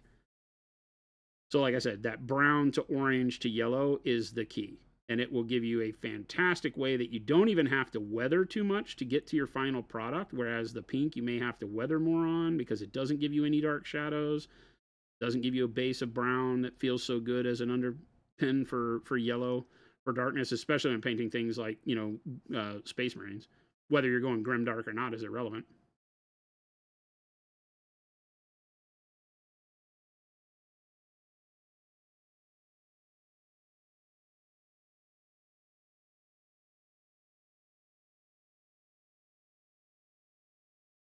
Yep, Cyber, that is correct. This month's challenge, great segue, is freehand, but it doesn't matter. Just show us freehanding technique. Have fun with it. Freehand. Freehand, yep. Like my wood grain. Yeah, uh-huh. You could do like a banner or an icon or an emblem, something like that.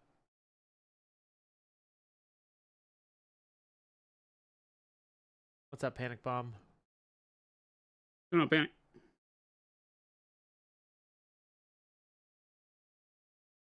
Weather moron is what meteorologists will eventually be called.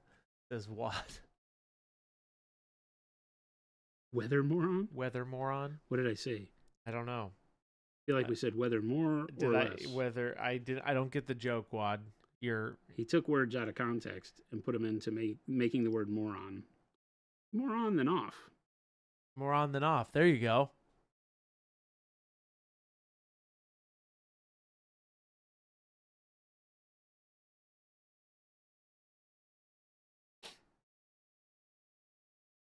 Killjoy says all of my painting is freehand. I guess that's true. Yeah, technically, I was going to say, isn't everything freehand? That's the hidden secret, chat, to this month's challenge. Just paint a model.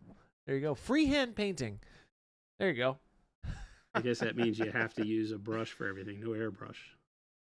No, we're talking about freehand technique. In place of decals or, stenciled patterns and things. Right. I want somebody to paint houndstooth freehand on a houndstooth. On a what's that? Like a Eldar scale model. I don't know what that is. Houndstooth is that really crazy pattern that looks like a squished bug. Oh. Maybe that's a wrong way to say it, but a squished bug. Look up houndstooth pattern. It's a complicated pattern. Oh my. Wow, my just went cross-eyed. A lot of houndstooth. Yes. Jackets. Yes. Like sport coats would be houndstooth. In the glorious days of corduroy. Corduroy pants and a houndstooth jacket. Darko says, hi from Madrid, Spain. Want to say thanks Hello. for all the master classes. I'm very beginner, and all your videos on YouTube and Twitch are very helpful. That's exactly why we do it, Dark. Awesome. Thank you for that compliment. We appreciate it. Glad they're helping. Every now and then I hit a home run.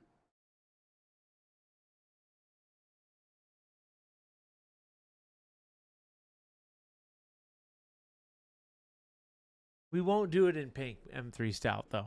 We won't do that. What's that? Just anything. We won't do anything in hot pink. We've made that very clear. I don't, we come in and Chris says stuff like that, and it's like, oh, what do you got against pink? I don't have anything against pink. We paint with pink. Pink is not a color I see in my world of painting very often because I paint so much military, scale model type stuff, and so it doesn't really have a place. I use pale pink all the time. Pale pink, we're using a ton of it on these models because all of our highlights push towards pink rather than orange on all of our reds for the finished product on the Blood Angel Red. As a fun thing, Shelby challenged me. She says, "You're just afraid of pink," and so we painted pink, right? So we put fun, like if it makes sense, and there's a whimsical model. I love pink. It just doesn't, pink doesn't really live very well on a Space Marine in my head canon. It's not something I would think of, right? This is a But perfect in model. like monsters and fun, and especially stuff like this that's more whimsical, I love it. It's a great whimsical, fun color. Would you consider that hot pink? Yeah, this Hot more pink? so. Although I went to a powdery pink for the highlights, but the hot pink in the midtones, and then this was base of dark purple, or I think dark purple. See, Might there have been you Payne's go. Gray. We do hot pink here, chat. You can't tell us we don't. And still non-metallic gold. Damn it. So we do hot pink. Now, hot pink plaid, it's already been done. See, like pink for tentacles and stuff works good. I did these with more of like pinkish. I don't even know what those are. They're like weird teeth or something. I'm not real sure what's going on with that. But pink's a great highlight color, a great effect or detail color. And if you ask Jen to paint anything, most of it will be pink. That's true. And that was a massive darkness model, that bear. It was from some expansion that they came out, some whimsical expansion. If you ever ask Jen to paint, she will have lots of magenta and transparent red added together for pink. What was your non-metallic metal on that bear? That gold? Somebody's asking. Adam's saying, what's the non-metallic gold on the pink bear? Good God, I'm supposed to remember that? Yes, sir. It was, I got you. Well, take a guess, Chris. We start with bronze as a base layer. Then we add a little bit of bronze. For step incorrect on so many levels. For step 3, you finish with bronze. Incorrect, and then you just call it non-metallic gold. So many levels. There you go. I believe that this was mahogany into burnt orange into one of the yellows, maybe warm yellow, burnt orange, warm yellow, pale yellow is what this was. Are you sure? Yeah, it has, like, if you look at the dark side of the heart, it's more of a like a mahogany. It still has a warm. That was a while ago. Brown to it, to then burnt orange, then to the yellow. Might be yellow ochre. I could see mahogany, burnt orange, yellow ochre, pale yellow. There's not really a yellow on here, which is a great way to do like more of a dulled, non-metallic gold. I've got the recipe down, bronze, and then call it non-metallic metal. They'll never know. That's right. Correct. Just paint everything bronze. Come on. It's a great color. I mean, technically, bronze has a lot of colors. So it does. You could just paint it and say, oh, yeah, that's not gold, that's bronze. You want to know what a lot of workups don't have? Bronze. A touch of bronze. Yeah, because they don't need that. I think they would. I think it's more of a spiritual experience when you add that touch of bronze. I'm going to need to find a way to keep people from listening to Chris. It's all right. Note to self. Pretty soon, chat. Pretty soon? You won't have to deal with me anymore. You planning on leaving? No! There you go. Rock says, hey, I wanted some help about painting clean bone colors. I tried using the taupe primer, but painting ivory over it has been a bit spotty. Any advice on how to go about it? I'm not going anywhere, chat, by the way. I was just joking. BTW. I would need to understand what your definition of spotty means. Spotty. I'm not tracking that, but yeah, I can definitely help. Yeah, Rock, what do you... Help me understand what do you mean? Like you're going taupe with ivory over the top of taupe? Taupe. We like saying that word around here. Taupe. That's what I'm saying. I am fired quite a bit here, Awkwardish, so I'm not going anywhere, but I could be fired. All deserved. See? That's what I mean, chat. Thank you. Thank you, Awkwardish. Chris, you're fired from being fired. You're stuck with us. How? I don't know. That doesn't compute. I'm not stuck here with you. You're stuck here with me. Okay, Rorschach. Chris, my Stormcaster going to be bronze with burgundy on the shoulders. That's cool. It's December 14th. And a pulmonary system is walking through the kitchen. I am so happy that you're happy, chat. That's all I want to say. I'm glad you're having a good time. And just the touch of bronze. It's all it takes. But yes, Rock, definitely give us some more tidbits on what you're looking for that dirty bone or the clean bone. I was going to do red oxide with the taupe primer as a zenithal for and then dry brush it with olive flesh for my bone. I feel like that would be a cool skeleton workup. I did he was saying clean though, right? Clean, yeah. Rock says, like spots of ivory layering stays a darker color. Okay. I feel like ivory is a bit too transparent. So spots of the ivory layer stays a darker color. Huh. I feel like ivory is a bit too transparent. Ivory's a really opaque color.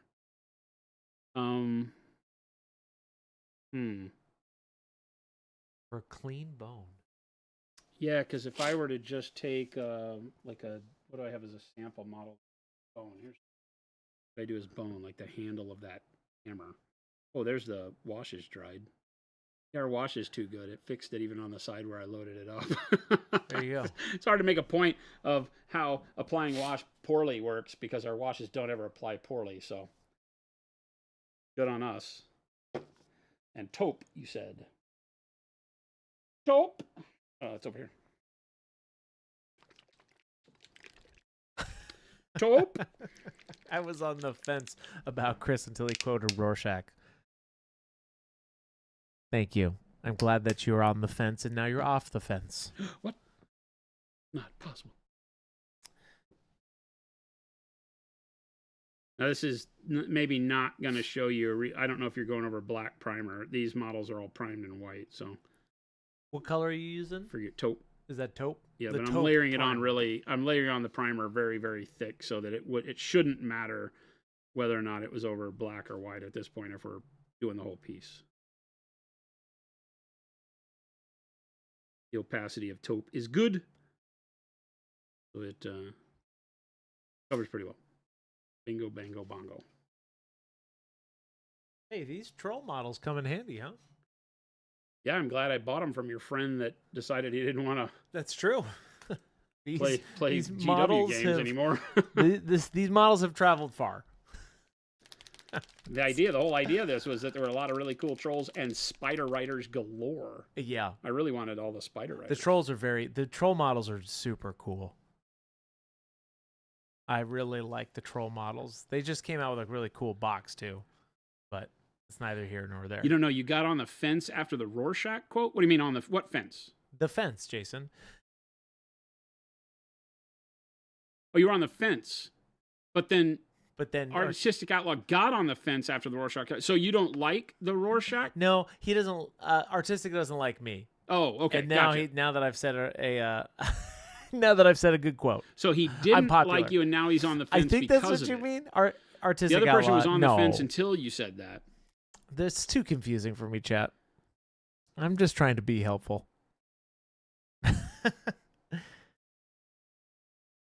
This is going to take a while. I put it on so thick. I was just about to say, okay, here we go. So for tomorrow's stream. Yeah, on tomorrow's stream, we'll come back and we'll talk about what happens when you layer with a brush all of the airbrush primer way thick. What would you advise while we're waiting for freehanding 32 mil scale models? Terrence Watkins? What are you freehanding? What size brush? Yeah, what size brush? I mean, I like my number 3s, right? Because they give a good point. Now, on a Sable number 3, you're going to get a good point, and you can do just about anything. Let me grab a dark color again. Like a warm brown.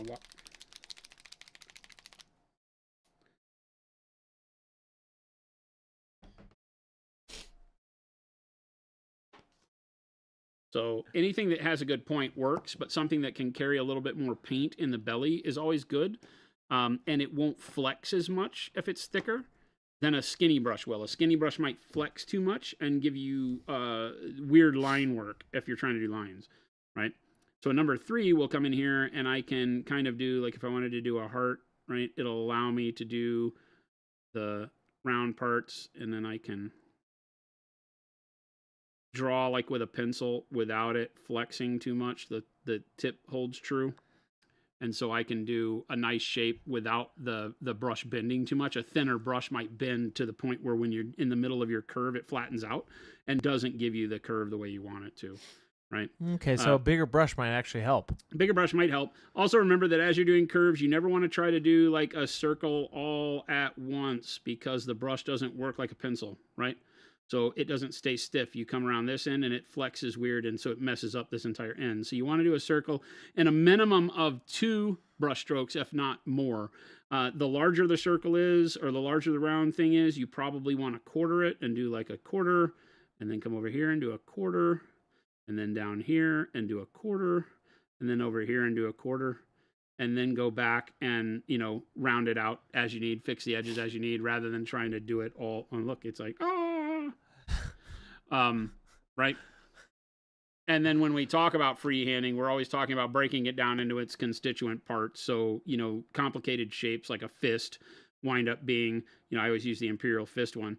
The fist winds up being a finger, a finger, a finger, which are all, more like little rectangles, and then a thumb, which is a rectangle underneath them, or a ellipse underneath them, and then it's this kind of shape, and then this kind of shape down here, and then the cuff, and then the arm is a triangle or a group of triangles, depending on which one you're doing it in.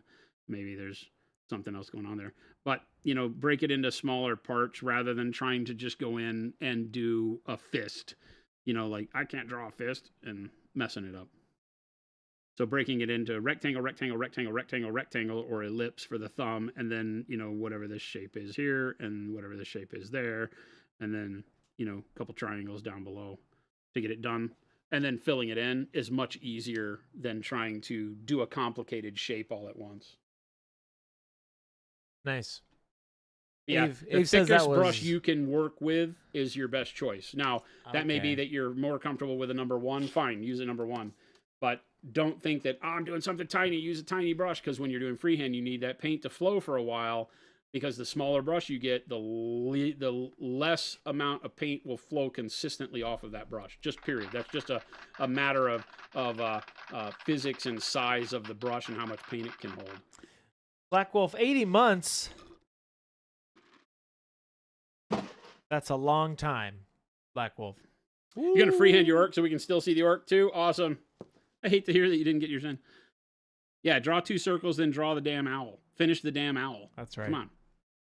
Hey, Black Wolf, thank you so much for that sub. Artistic Outlaw says you don't like Rorschach. You don't like Rorschach in the movie or in The Watchmen? What? He's the real hero. 80 months. What is that? That's 6... Unfortunately, Rorschach is the hero. 80 months. It's a long time, Black Wolf. Thank you for that. What's going on, Black Wolf? Good to see you, man. Hope all's well. Abe says that was way too smooth. I know. He's over here. Ryan Scurvy, what up, gamers? Painting little hearts on trolls. That's the first thing I picked up that I can do it on. Freehanding, the fun stuff. It actually is.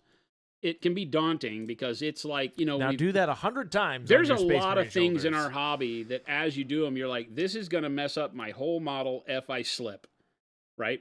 We've already had somebody ask about washes, right? When doing washes or filters, those late stage color additions, weathering tricks, when you're doing it, like the model's done, and now I'm going to do this other thing on it. And it's those things that tend to make your butt pucker just a little bit more, right? Make you a little bit more hesitant to do it. And the thing to remember is that you can always choose to just do it very thin, do an outline. I know people that will use a light pencil sketch to get all of their stuff. Somebody mentioned earlier doing diamonds. If you're doing it across a lot of fabric and stuff, doing the pencil thing is tough. But it could be a way that you do it. You just kind of use a mechanical pencil with a light lead in it. So like a HB?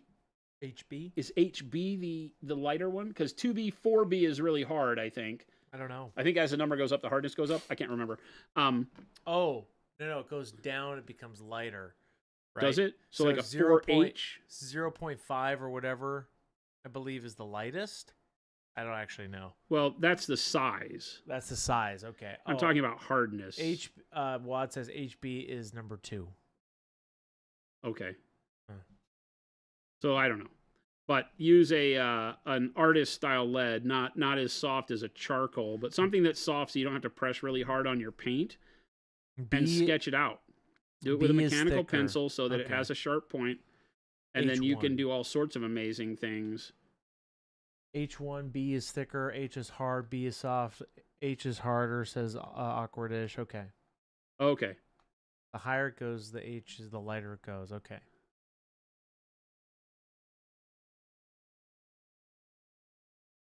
Yeah, you can sketch it out in pencil to help you. That works great. The troll. What did I put the troll back for? What did you put the troll back for? Well, we never did the ivory part. I thought you were letting it dry. Right? You were letting it dry a little bit. Okay, so now the taupe is dry pretty much. Question mark? Yeah, so the taupe is pretty dry. And then with the ivory over the top, if I were to just go straight ivory without any thinning, I'm going to get a pretty bright color, but these are both fairly bright values. So I can go in and kind of like trace. But you can still see it though. Yeah, I can go in and kind of put my veining. This is a tree limb, but imagine it was a bone that had cracks in it, right?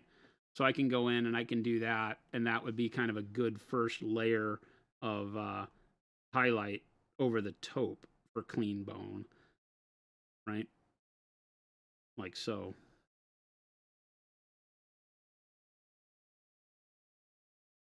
So, I'm not, just enough dampness on my brush to keep the paint flowing is all I'm doing. Again, I think that it's a problem in our industry because for so long people have been like, thin your paints.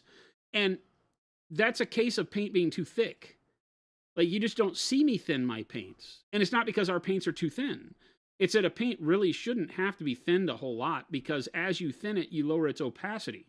So we wanted to make an opaque paint that felt lighter, and that's really the key. Like, zoom in close on that. I feel like that gives us a pretty good, Yeah, right? I mean, that's a clean It gives bone. us texture. Both of those colors are fairly close in their highlight, but you can look on the back side and, again, if I just put ivory on the brush,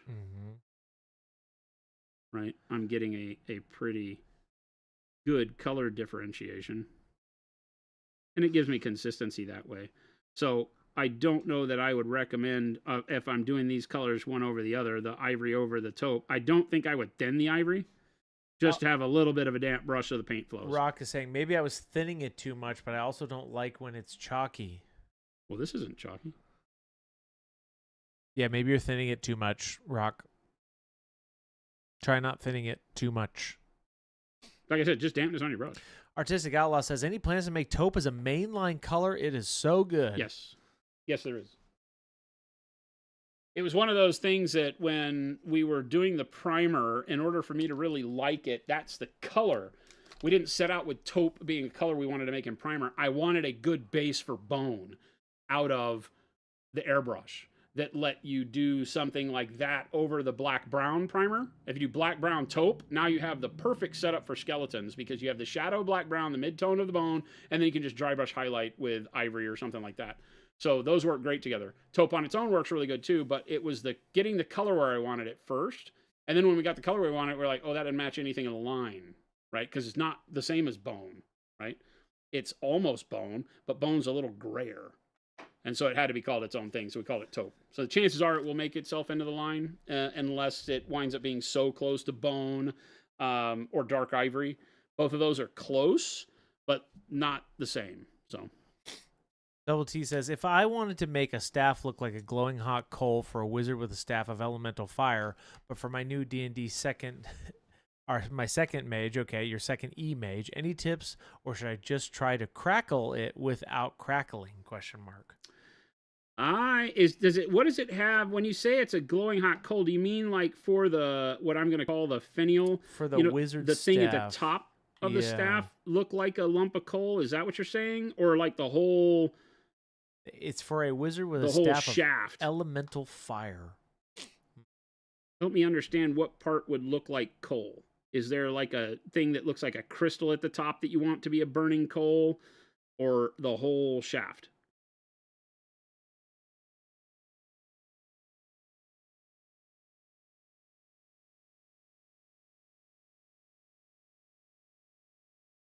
That'll change my answer on how I handle this.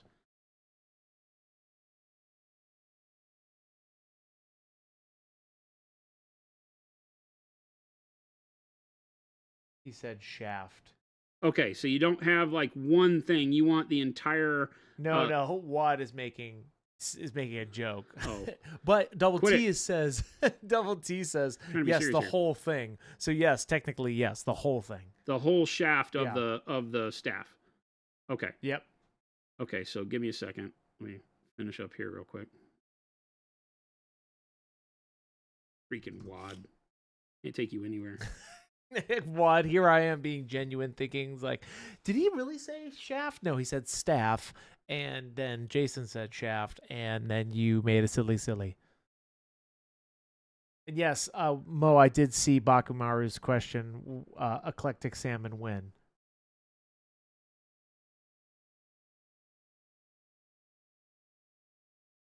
When you guys stop asking for eclectic salmon. See what I do there, chat? That's why I didn't say it. Bakumaru, I don't want to disappoint you. You know the answer. You get it when you get it. Bakumaru says, boo! Hey! Boo is for ghosts. Whoa! You heard me. Whoa! What kind of 3-year-old answer is that? Boos are for ghosts. Booze is, Lumberjacks. booze is for drunks. No, boo Oh. is for ghosts. Booze is for me. Booze is for you when you get home. That's right. Daddy drinks because you cry. That's right. All right. Asking the hard-hitting questions. All right. I'm gonna. I don't have. Do I have a wizard staff? Here's the question. Great question.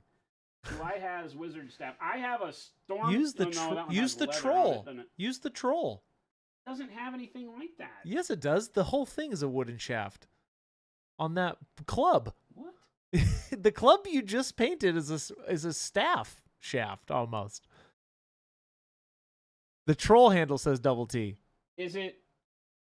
The Is it mini like has, that? Is it gonna be like wood grain? Yeah, Like this? double T. The mini I have basically has a 6-foot walking Okay. stick. It for is a staff. stick. Okay. Okay, Well, that check could this out. work. Check this out. There you go. There you go. Panic, we just talked about this. Where were you? Panic Bomb, I can't help you. Help me help you. Help me help you. I just made fun of you. That's You what I made did. me I'm over it, man. Chad, I'm trying. I'm over it. Why are you making fun of me now? I already take it from you all day. Low-hanging fruit. You didn't. I haven't even been here. As a matter of fact, I I moved know. my office out of this building, so I there's know. no more where you can say, I already have to put been- up with you all day. I know. You can't I moved. can't give me anything. I moved my office today, chat, into a building across town. just to get away from me. Just to get Yikes. away from... I mean, not really, but... No, that was 100% the reason. Okay, maybe. Okay, so first thing, paint it white. Damn it, Jake. I just opened stream to hear Kristen Silly talking about shafts. I'm reading the chat. I've had it up to here with you people. What do you mean by you people? I'm sorry. Use peoples. Jason, don't have any grunts for that, Chris. Like Chris and Phil. No, Mo. No, Jason did not move his office. Other people did. I moved my office. No, like Mo is saying, Mo, there are no grunts here, Mo. We're all knights and ladies of the round table. Oh, you mean, Will and Freddie came and moved my desk, but I moved everything else. Yeah, Mo. Well, that's not true. They moved my chair. I moved my monitors and computer and all the boxes. He moved them, chat. Like moved them. Like moved. Put them in my car, took them over there, and then set them up. It's not He quite moved. set up. I'm kind of lying if I say I set it up. But anyway. Thank you, Lumberjack. It's pronounced use, guys. Oh my Thank God. you. Thank you. Oh my God. Wrong with yous guys. We Yeah, you. are. I'm. Chat, it's 4:00, and you're welcome. Now he's got to paint this for you. And we're going to show you a burnt staff. I'm actually excited to see this. I have no idea if this is going to work. I never know if Perfect. anything's going to work, but I'm going for it anyway. Perfect. We're just making it up as we go, chat. And I'm moving fast, so I'm hoping this doesn't. Oh, that's a little wet. Oh, it's kind of wet. A little wet. Little wet. I painted this like 18 times today, so that's not boding well for just. Yeah, just paint the troll again, Jason. Jason, why use what's the dude? I didn't order this sass sandwich. Sass sandwich. You can take that back to the kitchen. It's a sass sandwich. It's something, chat. Lumberjack says that's proper Pennsylvanian for the plural of you. Yins. Use guys. Yins. Use guys. It's yins. Freaking Pennsylvania Dutch. Spaznat says making it up as we go, like painting plaid with a stencil. Spaznat, if you're referring to my masterwork of art, then yes, I hear you, and you're fired. Basically, and you're like canceled. anything Chris does. Yes. And you're banned. There you go. I'm banning people. There you I'm go. over it. There he goes. He's over it. We've reached that point of the show. Oh, look at that! It's 4 o'clock. I gotta go. Transparent orange. Shutting the stream off. It just goes black. Sorry, time to go. I'm gonna do it one day, chat. Somebody wants fiery shaft. I got fiery shaft. Wait a minute. I think you should see a doctor. See what you did there? Yeah, Fiery shaft. You see that? that was on you. That's you. I'm just letting you do what you want. Okay. I'm not even. I'm here for it, I guess. Careful I'm with just those letting you do bands, whatever you Chris. want. You're right, Flapjack. Careful with those bands, Chris. I only get 5 a year. That's right. I do only get 5 a year. Tapple I thought Chris did really well with that plaid. Tapple Jackson, I don't know if that's genuine. Because my plaid was garbage. I appreciate you trying to compliment. Sticking up for me. Okay, so we got the Oh, this is kind of like how I was experimenting with my the back of my Telemundo dread. Ah. And then you get like dry brush some gray or something over it.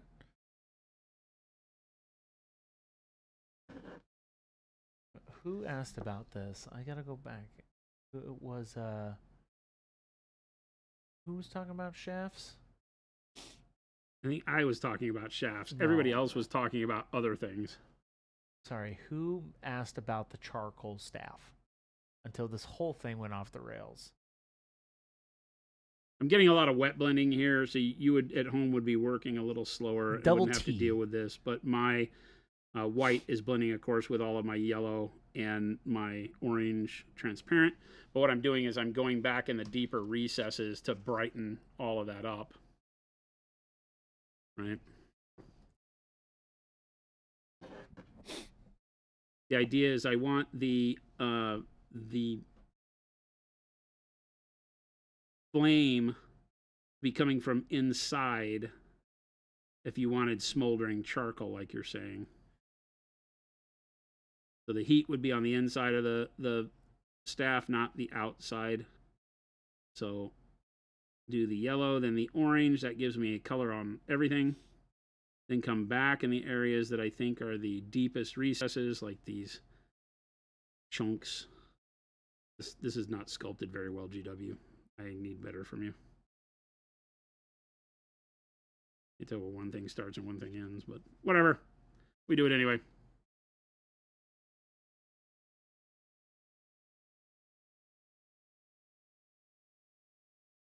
Yeah. Bingo. Lumberjack says, that's GW for you. That's GW. That's Tim's trigger word. We don't want to talk about that. You don't. That's Games Workshop. I knew it. I knew it. That's Games Workshop, dang it. At it again. Told you, Fuse. Don't ever trust him. Can't trust him. I'm glad you think that's funny, Tim. That's just for you, man. Oh, look at you go, Mr. Transparent Yellow over white.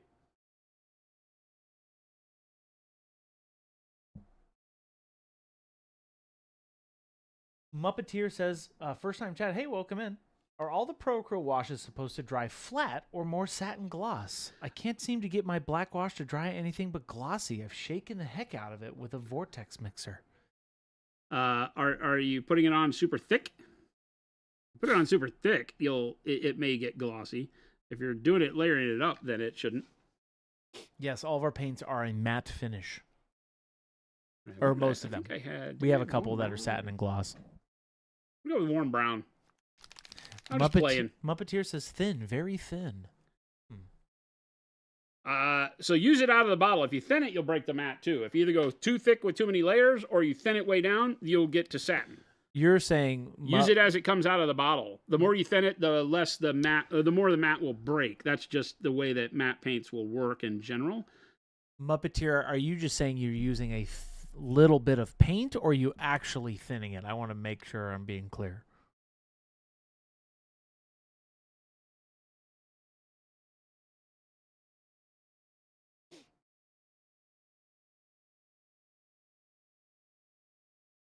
Oh, Muppeteer says thin out of the bottle, thin layer. Okay, so you're not thinning it. Gotcha. Yeah. Should be matte.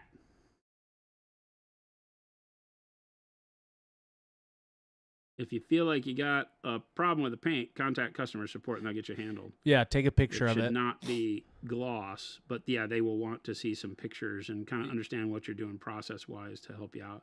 Yep.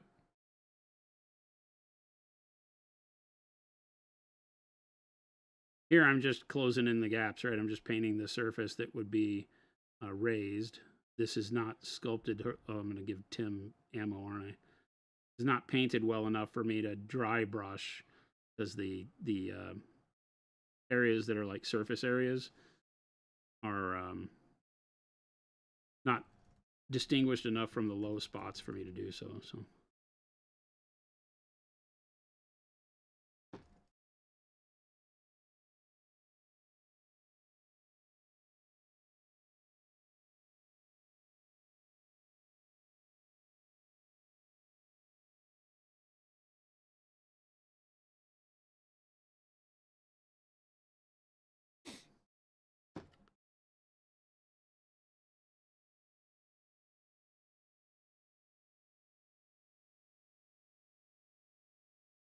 No, these are not the contrasty paints that we saw the other day. Nope. It's just Jason making a charcoal staff. Or the middle of the staff being a fiery middle staff. Double T says, was expecting verbal instructions, but this is dope, and I expect y'all will fiddle back and forth and post my staff once it's off the printer and painted. Nice.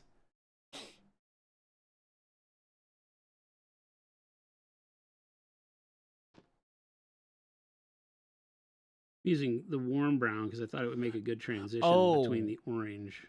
No, Nick is asking about the red on the troll. That was the speed paints. Yeah, some of it.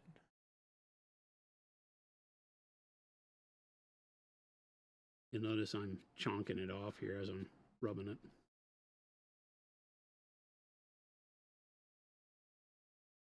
I'm tearing the paint too because I'm jacking. Well, you just painted this. It's been painted like 4 times, so it's just blending and turning into has been hit nonsense. Hard. Turning into a bunch of nonsense right now because I got too many layers of paint on it. Are you talking about a wizard staff or shaft? This is a wizard staff, Mo. Wad. I'm not going to read that out loud.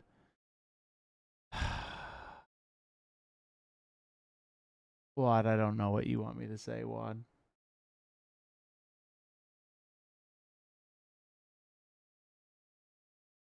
And then I want the black brown.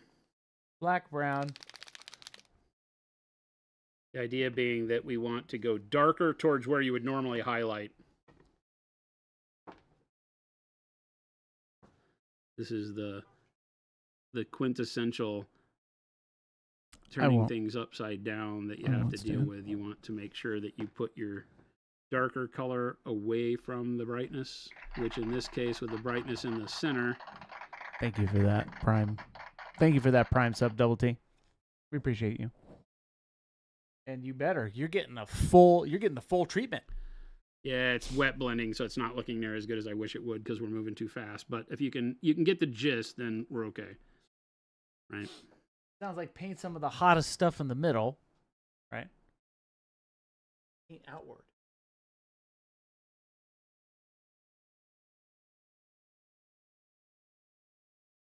Yeah, I am. I'm gonna stipple the black brown to bring back the kind of texture that would happen from these lines not being proper straight lines, like they're carved in here, and almost like a charcoal. So just a little bit more variation as we go along.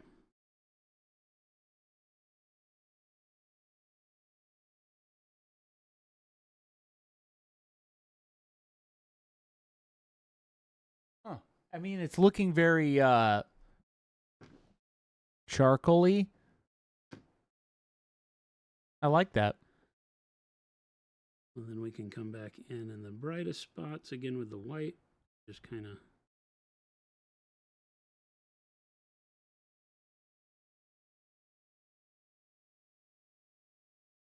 Double T says, I understand the thought process, and the reverse highlight actually makes a bunch of sense working from brown to a dark brown gray.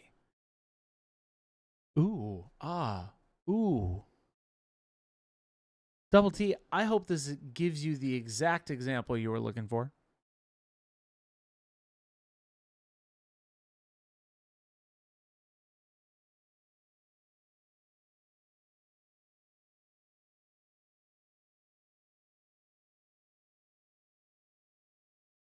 %, yes. No, good. Yeah, unfortunately, we had too much wet blending because we're moving so fast. But you can get the idea of what you're attempting to do. And rather, the whole idea here, the concepting is to make sure that you're layering your bright colors on first and then building your darker colors over the top. And remembering to add a little bit of that texturing in there. Ooh. Don't let it just be, straight lines of fire and such in there. And alternate your oranges and your, all I did was use orange and yellow here, but it gives you the sense of it being kind of a smoldering log. Yeah, the texture sells it, says Muppeteers. Yeah, that does look great. The texture is so important because if you just paint so many times what we have to deal with in miniature is just carved straight lines. Yeah. And that wouldn't be the way it plays, right? When you think charcoal, it's that pupping and that irregularity and pockmarking of it. But to stipple all the color in there might not work so well either. So do your white layer, yellow, orange. You can do it without the transparency and do like pale yellow, bright pale yellow, orange, warm yellow, whatever you wanted to do. I think using the transparency, had we not been moving so quick, works really well. The warm brown carries the orange glow into the brown, so that's why I chose to do that, right? But you could do something like a dark or light umber after you did the bright stuff, and then layer the orange transparent over that, and then paint the black brown over it. You just want to carry the glow outward from just the lines in the middle. So using something like a warmer brown helps a lot. Double T, I hope that answers your question in its full entirety. Yeah, obviously not perfect, but that's great. Gives us the idea. And you can see how much definition the texture gives us with making it feel like it's more of I don't know, when you look at a smoldering charcoal, the heat waves on it make everything kind of not stable, and crackling is the word I want to use. Yeah, crackling. And I feel like the texture kind of helps with that. Not perfect, but again, I think it gives you the right vibe. It gives you the right idea. Yeah. Muppeteer says, one of y'all's videos on texture is so good, how it would look on black and white. Such a good concept to learn. Yes, that's a video we released a little bit ago. But yep, that was a great video.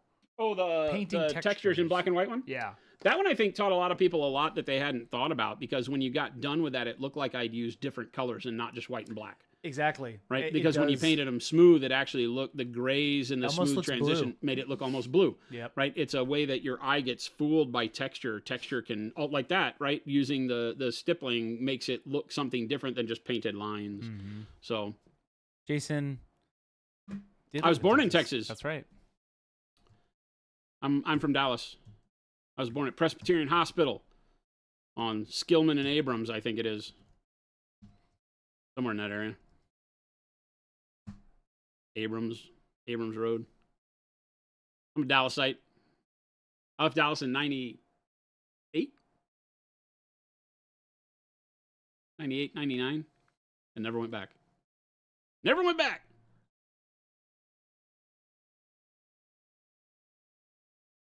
Chris is kicking us out. Me? You're right. I'm kicking you out. He's kicking us out. 4:13, time to go. It. Thank you, Chris. Great show. This is good. Everyone, thanks for hanging out with us, watching some paint dry. Really appreciate you. Hope that your weekend was great, that your Monday has kicked off right. It is Monday, right? I hope so. Had a lot going on today. Otherwise, I did not say hello in the Discord until afternoon time. That's right. Because I was moving. Well, my computer was disconnected and in the trunk of my car for all of that. But there you go. No, Terrence Watkins. It's still 2 to 4. We just. Non-metallic Meatball says, I came from Dallas and painted with Dallas last week. Conspiracy, perhaps. Terrence Watkins, no, we still do 2 to 4, but sometimes we go a little late. Yeah, that's a good segue. Remember, everybody, if you're new around here, please hit the follow or subscribe buttons. We stream live Monday through Friday from 2 p.m. to 4 p.m. Monument Standard Time here in Phoenix, Arizona on Twitch, YouTube, and now Kick simultaneously. So you can pick your favorite platform and watch us there. Soon to be able to watch direct from our website. Some cool stuff coming up. So thank you so much for hanging out. Always love spending time with you. Great questions today. Hopefully I was able to help with some of the concepts and theories that you guys were asking about, from freehanding to stuff like smoldering coals and all that kind of idea. There's always lots more we can learn together. So your questions help push the limits around here. I appreciate it. Thank you so much for watching us. We got a little bit of non-metallic gold done. I was not super enthused today about Blood Angels. I don't know why. Swag, thank you. But thank you so much for hanging out with us. Make sure you check out the links that Chris put up in chat, monumenthobbies.com, where you can pick up our Pro Acryl, Pro Series brushes, all the great. The brushes should be restocked this week. I've been saying that for weeks now, but I think this week is the week, so we'll see. But we should have all the Pro Sables back in stock this week, just in time for all the big news next week. Keep paying attention. Is that post gone out today, or is it going out? Not yet. Oh, okay. It's going out. So we've got a post going out today for some of the info coming for next week. Remember, next week is Thanksgiving and all of the Black Friday craziness. We've got a lot of firsts. We do. Shall we say. We've shown you guys most of them already. Well, you guys have seen. Yes. They know 2 of the 3 firsts. 2 of the 3 They don't know the firsts. 3rd first. The 3rd first. We've shown them the 1st and the 2nd first. You guys. Whether they remember them or not, that's up to them. That's true. Well, you've seen the 1st and 2nd first, right? That's right. Correct. The 3rd first, nobody knows about, so we'll see. Mm-hmm. But thanks so much for hanging out. Stick around. Chris is going to find you somebody to raid. Show some love in the chat we wind up in as we pass along this hobby greatness throughout the evening, and we will catch you back here tomorrow. Adios, gang.